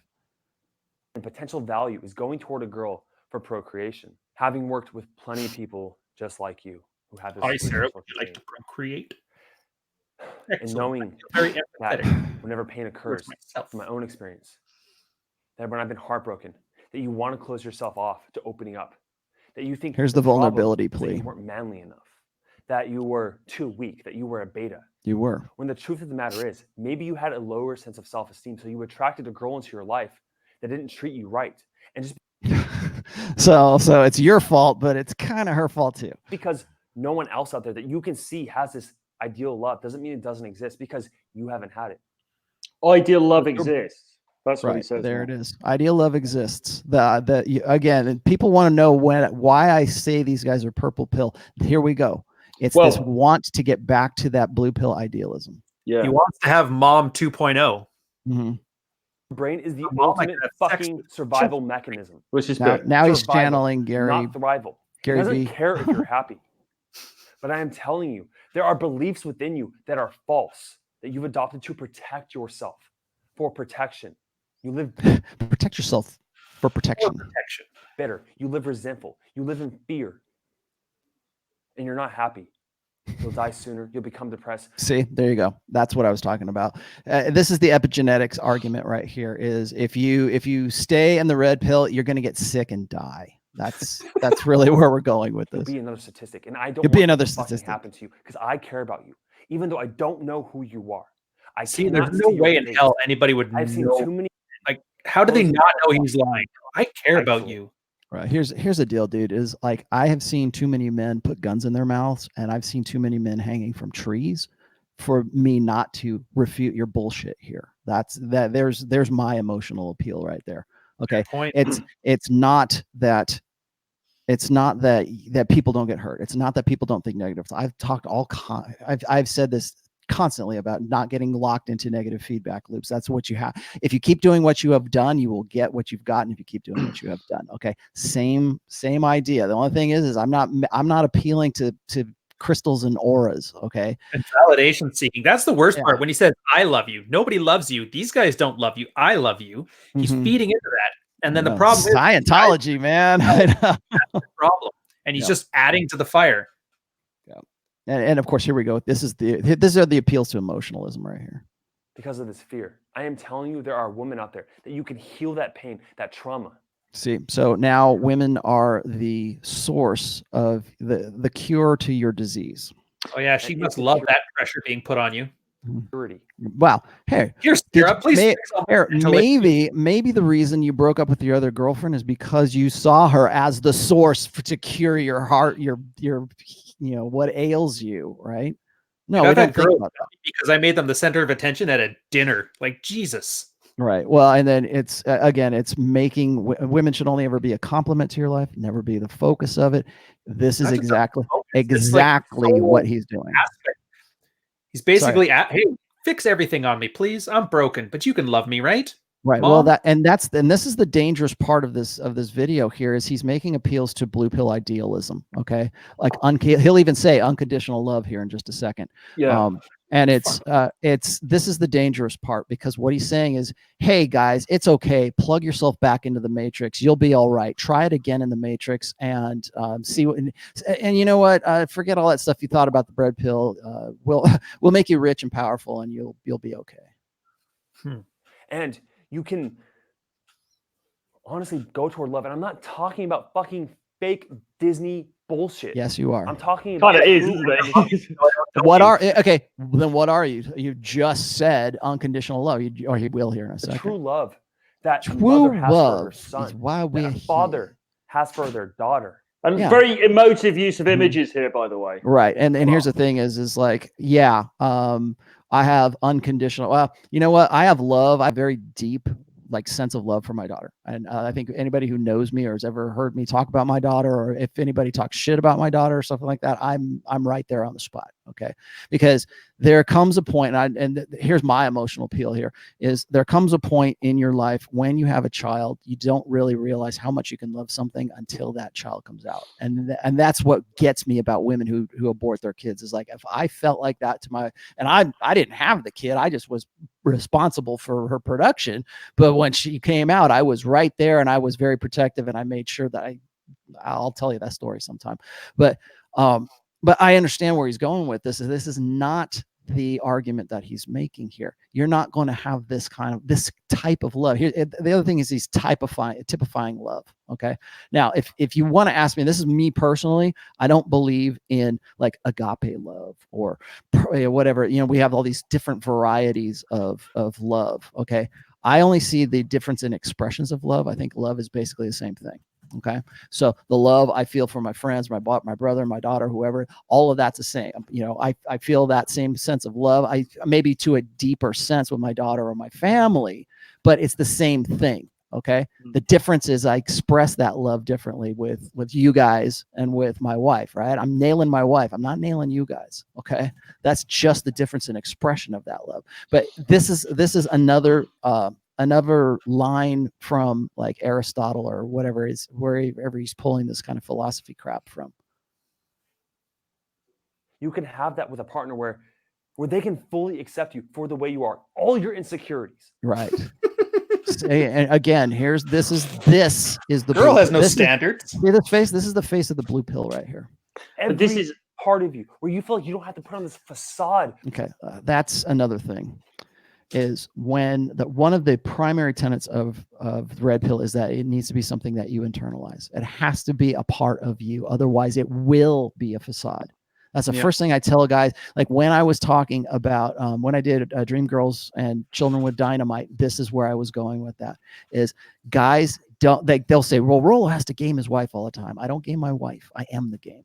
Okay, it is part of my personality to act according to tenets of game, to act with a foreknowledge of red pill awareness. That's who I am. That's how I'm going to reflexively default to now. It's not an act. But this is what he's saying is like, it is all an act, right? And you can't help but feel like it's an act. And that's patently false. Again, this is also a part where he's saying like, oh, you can't change yourself. Yes, you can. You can. And he's also saying girls shouldn't have any type of standard. They'll love you for who you are with all these faults, because whatever they want is irrelevant, because what you are is exactly what should be good enough. This is why guys kill themselves right here. Well, he really goes into overdrive in overselling it now, overselling his worldview, which is basically you can just have it all. You can have all your vulnerabilities. You can have all of your emotional baggage and shit, and she will love you unconditionally. And he just goes all out now. It's incredible. He's like uber masculine. Like, oh, this is what the girl wants. Trust me. She does want a masculine man, but she wants a man that can open up, be vulnerable. Cry. Right. Cry. Yeah. Cry a little more. Yeah. Cry, you bitch. Right? Not from a needy place of, oh, I'm sharing my vulnerability out of weakness. No, because you don't need something. You're opening up because it's hard to open up. Well, once again, go back to what I said about vulnerability. Vulnerability is only seen as authentic if your predominant personality trait is alpha. If you are predominantly alpha, vulnerability can, in measured doses, be something that is endearing to a woman because she believes it fulfills her Beauty and the Beast narrative. She believes that only she's the one that can draw that kind of stuff out of you. That's why it seems like, oh, that's a strength. No, it's not a strength. It just means that you're showing a different side of yourself only when you're with her. And that's why she appreciates. But if your predominant character is beta and all you are doing is being vulnerable all the time and crying all the time and crying on demand, right? And just this constant emotionalism. That's what we teach kids today. This is exactly what you get. This guy right here is exactly what you get from a generation that has been taught that they should emote like a woman, that they should emote like little, that is correct. The correct response, the reflexive, correct response to anything is to emote like women, to put yourself, to get in touch with your feminine side, right? That's right out of the book of Oprah there too, right? Get in touch, or the Jungian side of things, get in touch with your feminine side. presuming that there is a feminine side, but do that. Be more vulnerable, be more emotional, emote more. And then guess what, guys? If you're more emotional, that means girls will like you more. So if that one guy is emotional level of 5, you have to be emotional level 6. Dude, and if I you bet see a guy he's who's the 6, kid of a got, single mom. Because single moms pull that crap all the time, where the more wounded they act, the more a guy wants to save them. Right. Yeah. Right. It is masculine. Oh, I thought it was paused. express He was just yourself. still. It's masculine to express yourself. Yes, it is, but not in a feminine way. Every feeling. It is not weakness. Express And if you sit every there and feeling. hold on to. How does that work for you guys? The thing that is like he thinks that this is a rarity. He's afraid that guys are going to come to me, or they're going to come to the red pill, and they're going to turn into this army of assholes. Like we're all just going to be, and because they're confused and they don't know which way they should go. They should be over hyper masculine. They should be toxically masculine. He's just one fucking word away from saying, don't be toxically masculine. That's where he's at right now. He is a good feminist, isn't he? Yeah, he's a very good feminist. But without knowing that he is, though, he doesn't understand. The guy's very, I wouldn't even call him purple pill. I would say he's blue pill, and he's upset that guys might in some way listen to something that goes against his ego investments in the blue pill. Because that's the real problem here is not me or you or the red pill. It's having those beliefs challenged. Because when guys come to the red pill, they've tried all this. They've done all this bullshit. They've done everything that he's saying. They've tried the emotional route. They've tried to be the friend. We talked about that too. They tried to, get in there and be the platonic friend, or to find ways to, in some way, more. He's a real great example of identification game. The more alike I am to women, the more women will like me. And yet he wonders why he's had 3 bad breakups, and lives in a shed. And lives in a shed. I can't get past the shed. Women are out to fucking get you. They're not out to get you. No one thinks that. Okay, they can be, but nobody's coming from that state. Yeah, nobody cares about you enough to be out to get you. Yeah, exactly. And we argue about this a lot too. So I'm convinced guys like this and Stedman and that, they know the grift they're pulling, and they're basically selling snake oil. But you think they actually believe this stuff, and they're more like zealots as opposed to opportunists. I do. And I wanted to get to the point where you and I we're going to talk about bullying. We're getting really way over right now, but I wanted to also bring up the difference between believers and empiricists. And this guy is, and his friend, Dr. Aura, they're definitely believers, and that's there's something about why you're never going to be able to converse with them. Yeah, there's something about this guy. I don't know though, really, because he's a well put together guy. I mean, you see other videos and stuff. I mean, it's a very nice shed. And it's a great shed, and I'm sure he's getting some action. I'm sure he was giving those girls on the beach some vitamin D, apart from the hot sunshine. And I just wonder how, if he's saying all of this stuff, and then he does his little almost crying bit at the end, and then he walks off camera and he just goes and bangs some slut. You know what I mean? Like, it's almost a bit like, I bet you he's seen some of the more of the realities of the sort of red pill lens of the sexual marketplace, let's see, than he's letting on here. Yeah. Well, so I'm a bit skeptical of this dude. So is it the grift? See, here's the thing: is I think they honestly believe in this stuff. And we should do a poll on this convenient. That's a good one. Let's put that in there. If you guys are in the comments, let me know if you think that this guy is just straight up grift, or if he really believes in what it is that he's saying, and the grift is a convenient, way to make some money off of this. Yeah. Or Troy's thing, where he's kind of in the middle there. Maybe. Or out to screw you over, that they naturally are selfish because one woman in your life was, or 2. I've had 3 that fucked me over. He's had 3 girls be mean to him. All cheated on me. All of them. Wow. So basically what you're saying is the shit that you're just preaching right here led to 3 girls cheating on you. Someone's put in the comments, he's George Bruno's son. Well, and this is the kicker. This is really the kicker of this, is that everything he just said, try this, do this, be emote, be more vulnerable, be this, but it's not. It's you should be on everything that has built up, everything he's talked about in this video. Here's why you shouldn't be red pill. Here's why you should question these things. Here's why you should be more like me. Here's why you should emote more. Here's why you should get girlfriends. Here's all this stuff that he's promoted to, and yet after all that, he has nothing to show for it. Not one, not two, but 3 girls have cheated on him. And I still don't feel bad. And after that, even after that, I still believe in all this stuff. I still believe Disney dreams come true. Well, yeah. to be fair, I think what he sort of comes around to saying is he got cheated on 3 times, and then he took a step back and he reassessed himself, and he worked out his new system, which he now wants to sell you, so that now it doesn't happen. And how's that working out for you? That's the question. I don't think he answered. He doesn't. But and instead of looking at, all women are evil, which I could have easily done. Evil. I sat there. No one said that. No one in the red pill is saying all women are evil. Just end. I said, what was it about me? What was it about my beliefs that led to this? It's your fault. Yes, you're right. It stopped. It is your fault. He didn't cry enough, everything obviously. you just said up to now, those beliefs, yeah, those ones led to you being cheated on 3 times. I slept with Chad because he cried to me at the bar. That's why I can't be with you anymore. You're too hyper masculine for me. Is this guy married? Does anybody know if this dude is married? So what girl's gonna live in a shed? Okay, he doesn't. Professional skier found this perfect wakeboarder, and now they're together.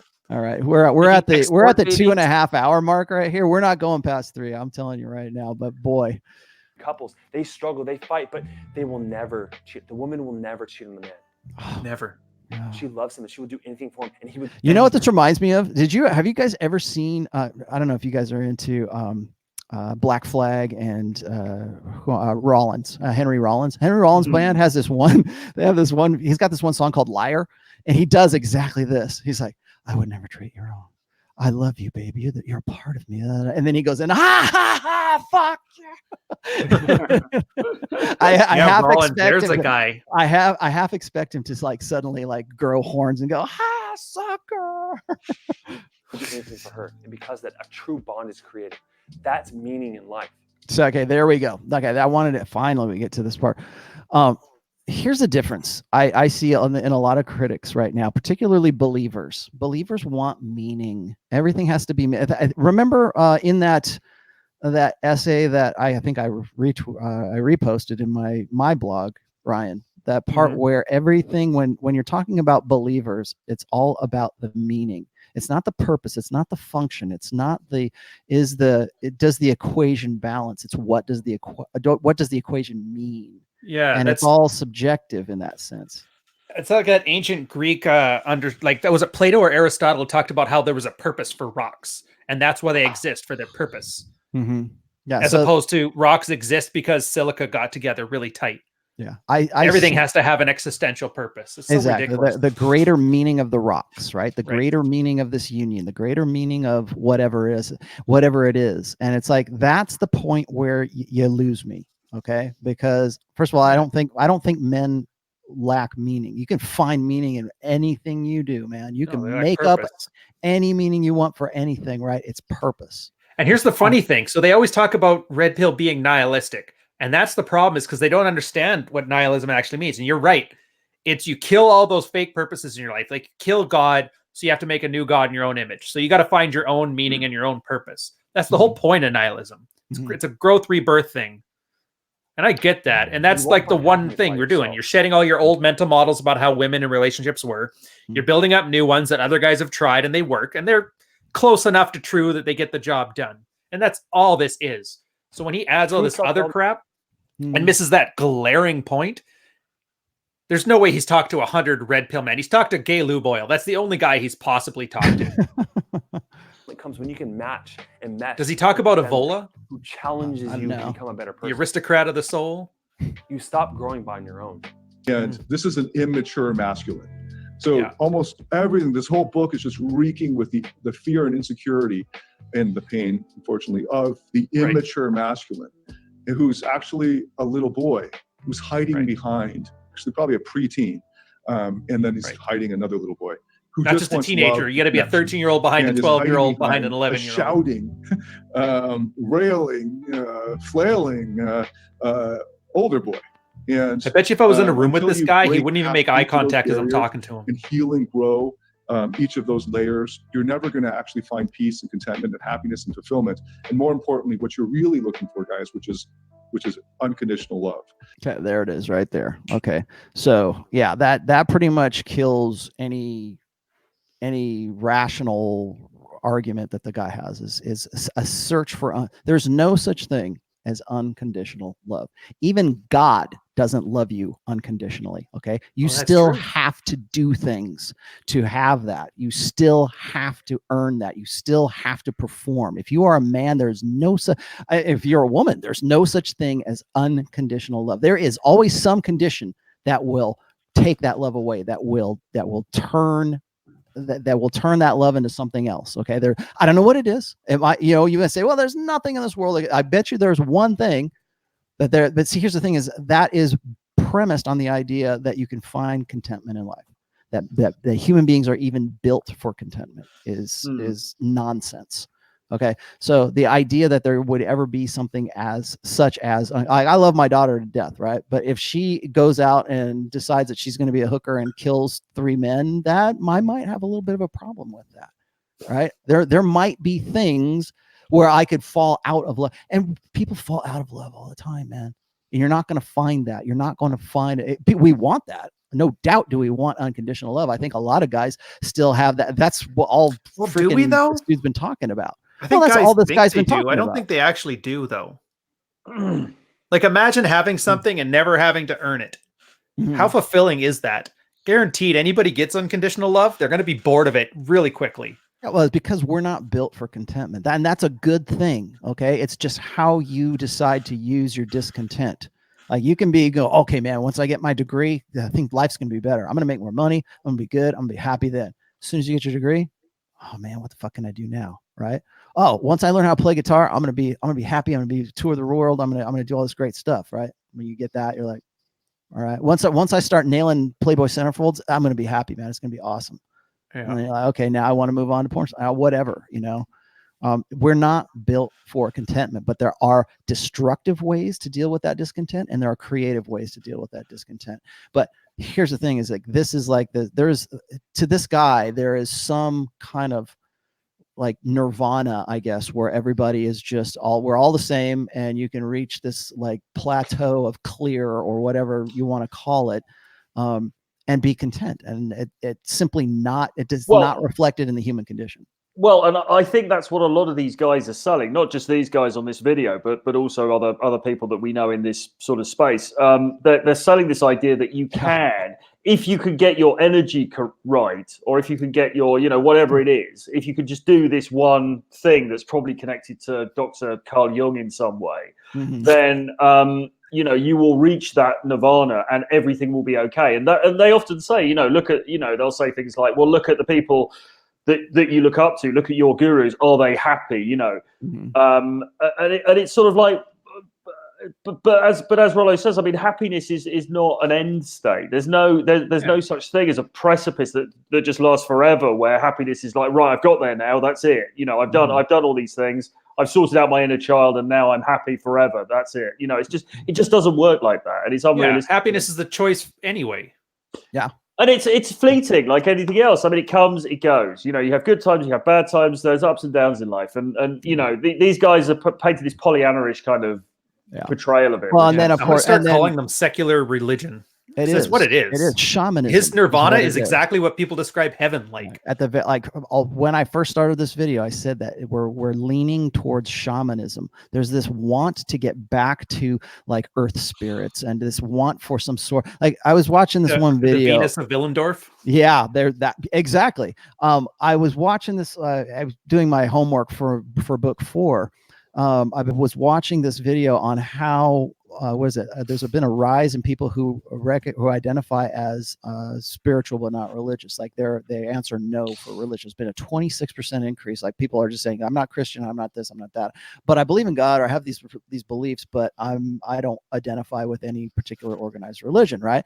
And in every case where they did interviews of people who identified as spiritual but not religious, every one of them was into some form of shamanism. It was all like burn incense, and we're gonna you know, read the tea leaves or tarot cards, or there's this want for sort of like forbidden knowledge of some sorts.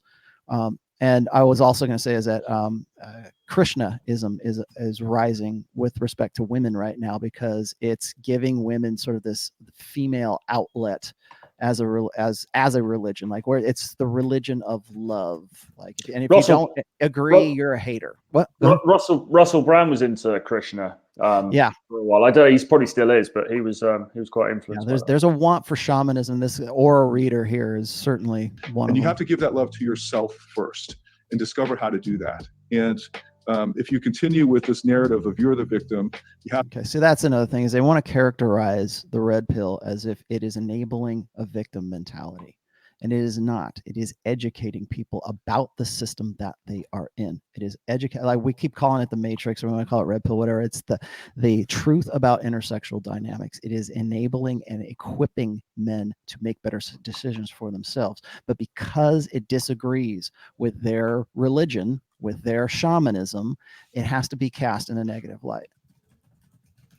Have to be a certain way, take on a new identity as a alpha energy in order to get women to like you, because they're still giving too much of a fuck, right? So then there's that appeal. You shouldn't care about this. It shouldn't be a big deal. You should be just getting laid automatically, right? Real alphas don't obsess about this stuff. That's off a triteness of hate. Until you drop that whole agenda, you're never going to find that love. When you look deep down at this pain, at this bitterness. Yes, the bitterness that I have just said that you have. The bitterness that we all now, okay, can we all agree? You're bitter and you have this pain. Is a voice telling you. There it is. The still small voice. That you're somehow not good enough. Because that is a false self. That your true self is. You don't have to do anything extra or special. As these words would leave my mouth, I know a part of you knows the truth that's coming from it. Right. So if you'll just sit and pray with me and say these words, then there'll be people to pray with you after this altar call. Right, that I know there's probably someone in your life that fully accepts you for who you are in all capacities. Yeah. The Joker movie is not so popular because there's somebody in your life that accepts you for everything that you are. Every single one, man or woman, it is possible. And as cliche as it fucking sounds, you have to accept and love yourself first. Thank you, That's Oprah. the beginning. I'm willing to help you with that if you really want help. Really? Thanks, man. Come forward to the altar and I'll pray over you. What Yeah, I we love could be about friends. my That's cool. Is that they're seeking truth. But truth is very subjective in a lot of ways. See, now if he was going to reenact the Swayze character in Point Break, he should have been surfing while he was doing That's where I wanted to stop this. Truth is very subjective. No, truth is very objective. The very definition of truth is objective. Okay. And now here's why I said at the very beginning of this that this guy is straight out of, and I'm done with this guy right now. That's Can we just watch the end though, because it's quite funny. Oh, do you want to? Okay, we'll watch the end. We'll watch the end. So before we do that, I wanted to say that like he is he's bringing something up here that I've actually discussed on Pat Campbell's show, and I've discussed with, I interacted with Dr. Everett Piper about this, is that in this day and age, there is this idea that truth is subjective. And he just said that right now. My truth is not your truth. My truth is different from your truth. No, there is the truth, and that is it. Okay. By its definition, truth has to be objective. There is no my truth, your truth, subjective truth, whatever. No. So what is that? And this is where Ryan comes in. So the believers will believe that truth is subjective. That fair enough. I think you swung me on this. Yeah. So because this is how women talk. This is how women think, where it's my emotional state is where my thought process comes from. So if I believe you're alpha, then you're alpha. Mm-hmm. If I believe that you were a bad person because I cheated on you, so it must be your fault. Mm-hmm. It all stems from the emotional state. That's where this my truth crap comes from. Right. And that's why I'm guaranteeing this is a single mom, because that's exactly what a guy does who's got a single mom for his masculine influence. He starts acting like a woman in all the worst ways too. Like we really are really bad women. Yeah. Well, Other and than at that's- sports, we're kicking ass there. But other than that, we're horrible women. Well, and that's where this goes, right? Like I've said this before, and damn near every time I've ever been on Rule Zero. But when we teach our boys as if they're defective girls, this guy, this Josh guy, is the result of that teaching. A defective girl. A defective girl. And and that's why when the red pill comes along and rattles his cage and shakes up his belief system, that's why it's such a shock to his system. That's why we get this kind of shit. And I know I'm picking on Josh here, but there are dozens of other guys right now who are having that same problem right now, because what the red pill shows them is too much for them to handle. It's too much for their belief system to handle. And again, believers versus empiricists. When you come up with empirical evidence and show them and say, look, connect these dots. Look at this. Look, how does this math equation work? They don't want to care about that. They want to know, what's the meaning of the math equation, right? That's where it goes. And this guy is the result of a belief in emotionalism, in a belief in prioritizing emotion before reason, in a belief that he should you get in touch with your feminine side. That's exactly what he's been saying this entire fucking video. And so at the end of this, the reason why he's making these appeals, the reason why he's built a business up on this is because and this is why I also say that I think these guys honestly believe in this stuff. If it's not true, then not only does their business fail, their personality fails, their belief system fails, their religion fails, shamanism, whatever it is, fails. That's the stuff that makes me laugh about all this. That's like if he loses, you're right. He loses everything. He loses everything. If all three of us, if we lose, we just go back to our day jobs. Oh, that's the beauty of the red pill as a praxology. What, that not we have an occupations ideology that we can lean to otherwise? Well, that too. But I mean, here's the thing: is like, because I see, and I think you do too, I see the red pill as a praxology, as a loose science. If new data comes in that says, "Rolly, you were wrong about this," I'm happy to add that in there. If you want to show me that it's wrong, I'll be happy to add that into this. I can go and I have the ability to say, okay, empirical data shows me that this is not the way that we should have gone. Okay, how does that affect the rest of it? Right?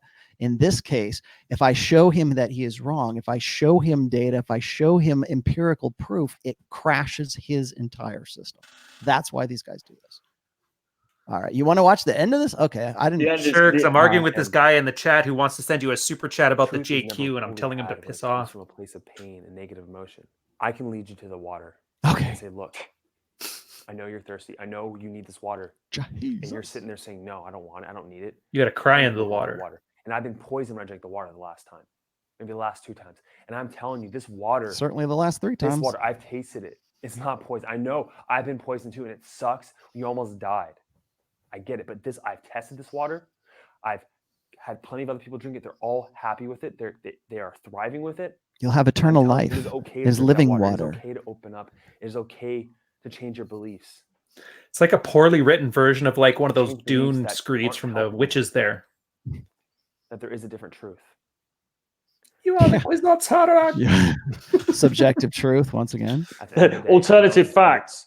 It causes you a lot of hate or anger or resentment. That's fine. I'm not trying to change those people. But if this video touched you to the core, made you question your own beliefs and where you're going, I'd like to send you this track, and please pray the words. At all. There are more resources down below. The interview, Dr. Tien did an interview with Steve Mayetta about red pills. Oh, there's another great guy. You can always reach out. I kind of want to sign up for this. Do I have to pay up front or do I pay afterwards?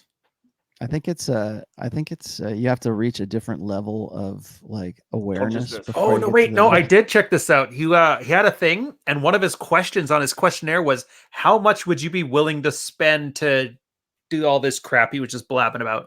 And once I saw that, I was kind of worried about it. I'm like, oh, so he's literally, hey, how much does this cost? Well, how much do you got? I love you. I love you too, man. I truly do. I truly do. And I accept you, and you are enough. Thank you, Jesus. Jesus loves you. This is Jesus. Actually, that's funny. This is Jesus. You look. This is Jesus' pitch right here. He's Republican Jesus. He finally got that haircut they kept telling him to get. Right. And this is like, okay. And I know probably Sam Bott is going to watch this. Sam, this is the scary shit that I'm talking about. This is the religious delivery of the blue pill. Reason why you're not enough. I love you. Get fuck out of here. I'll see you next time. Oh man, I'm gonna cry. I'm gonna go have a good cry, and I'll see you next time. I love that. I love that ending. He's just so overcome with the emotion. I gotta go. I gotta go. I'm sorry. And you notice he made a bunch of jump cuts during the video. That's not a live stream, so he left that last part in there. Yeah, for dramatic effect. But I will probably have a discussion with Sam about this. But this is the kind of pseudo religious delivery that we're going to see coming soon with the tradcons, with the God pill, with whatever freaking pill it is next, or adult. Oh, my inner Christopher Hitchens is looking forward to this. I can't wait to drink and smoke on stage. Well, and then so it's God, wouldn't that be great? I just wanted to point out that at the end of all of this, particularly when it comes to power of positive thinking, when it comes to the Tony Robbins, the success porn sell, that kind of stuff, is I think that in the future going forward, you're going to see this pseudo traditionalism, what we call tradcon. I think you're going to see this kind of religious pitch that comes along with it very soon.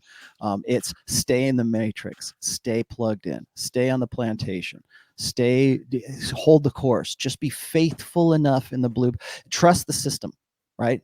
Trust the system, stay faithful to the blue pill, and everything will work out fine for you. And if you having any questions about that, just call me. I love you. It'll be all right, man. Just stay in the matrix. I love you too, man. This is genuinely dangerous stuff, isn't it? Yeah. Because, at the end all joking aside, because basically what he's saying to guys is you can be as flawed and as vulnerable, and you can do as you like.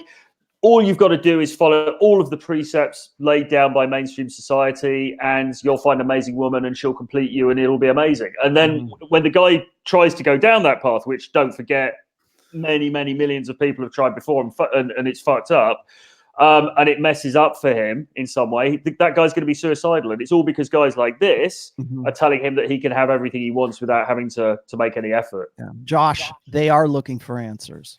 They are looking for truth. They're just not looking for what your truth is, your subjective truth is, because they've tried that. They wouldn't be looking for something. They wouldn't be looking for answers if it was working. You will only get what you've gotten if you keep doing what you've done. It's not working for them. I don't think I would want a client that even somewhat resonates with that. I kind of like him around, and that it can help me filter for people that are going to waste my time. Yeah, and then it's going to suck how they're going to kill themselves, but it's not my fault. It's his. Yeah. Well, you didn't pray hard enough. You didn't send out enough positive juju into the universe. You didn't follow the plan. Just follow the plan, and it'll work. Right? It's true though, isn't it? All of this stuff it's just like it's not like this stuff hasn't been tried before. It's like the George Bruno take it to the dance thing. I mean, well, if that worked, then there wouldn't be a bloody manosphere, would there? I wouldn't be here. I wouldn't have a book. Yeah. I mean, it's because it's not working. It's because there's something else that's going on. And for what I know, it's this side, these critics who say, stick your head back in the sand. You don't want to know what's going on. Just trust the system. Eventually it'll work out for you. And it's like, be the beta in waiting, wait until you're useful. Wait until your turn comes up.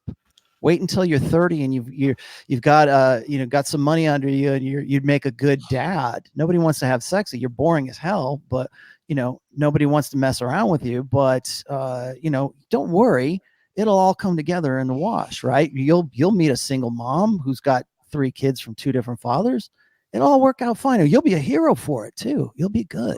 It'll be nice. Oh, the manning up smart model, you mean? And I love the manning up smart. Yeah, exactly. Don't worry. Some woman will appreciate you for all the hard work that you've done.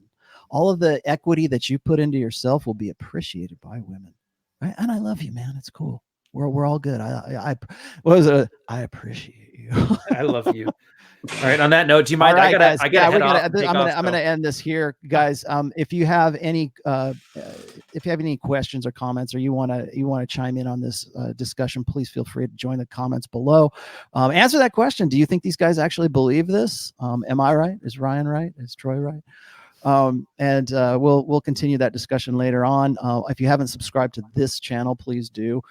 This is my weekly channel. I kind of had to get this done. I've got a lot of things on my plate for the Halloween weekend, so I will probably not be on Rule Zero on Saturday because I will be working Thursday, Friday, and Saturday. Halloween is the biggest holiday for the liquor industry. I don't think people are really aware of that. So if I'm dropped out More for a than little while, you'll Valentine's know Day. why. Yeah, more than Valentine, more than 4th of July. See, 4th of July is big for beer. I thought that was big for fireworks. Yeah, well, that too. But I mean, every holiday in the United States is just an excuse to get fucked up. And I make a lot of money off of that. So anyways, please hit the subscribe, hit the like button if you haven't done so already. Guys, thank you for helping me out with this. I think this has been very educated. This is certainly the longest I've ever gone on this show. So thanks for that. I think we've put this to bed. So let's just say we put this to bed and we'll move on. All right. Sounds good. All right. Agreed. Good stuff. All right, guys. I'll see you later. Thanks a lot. See you later. And I will see you next week.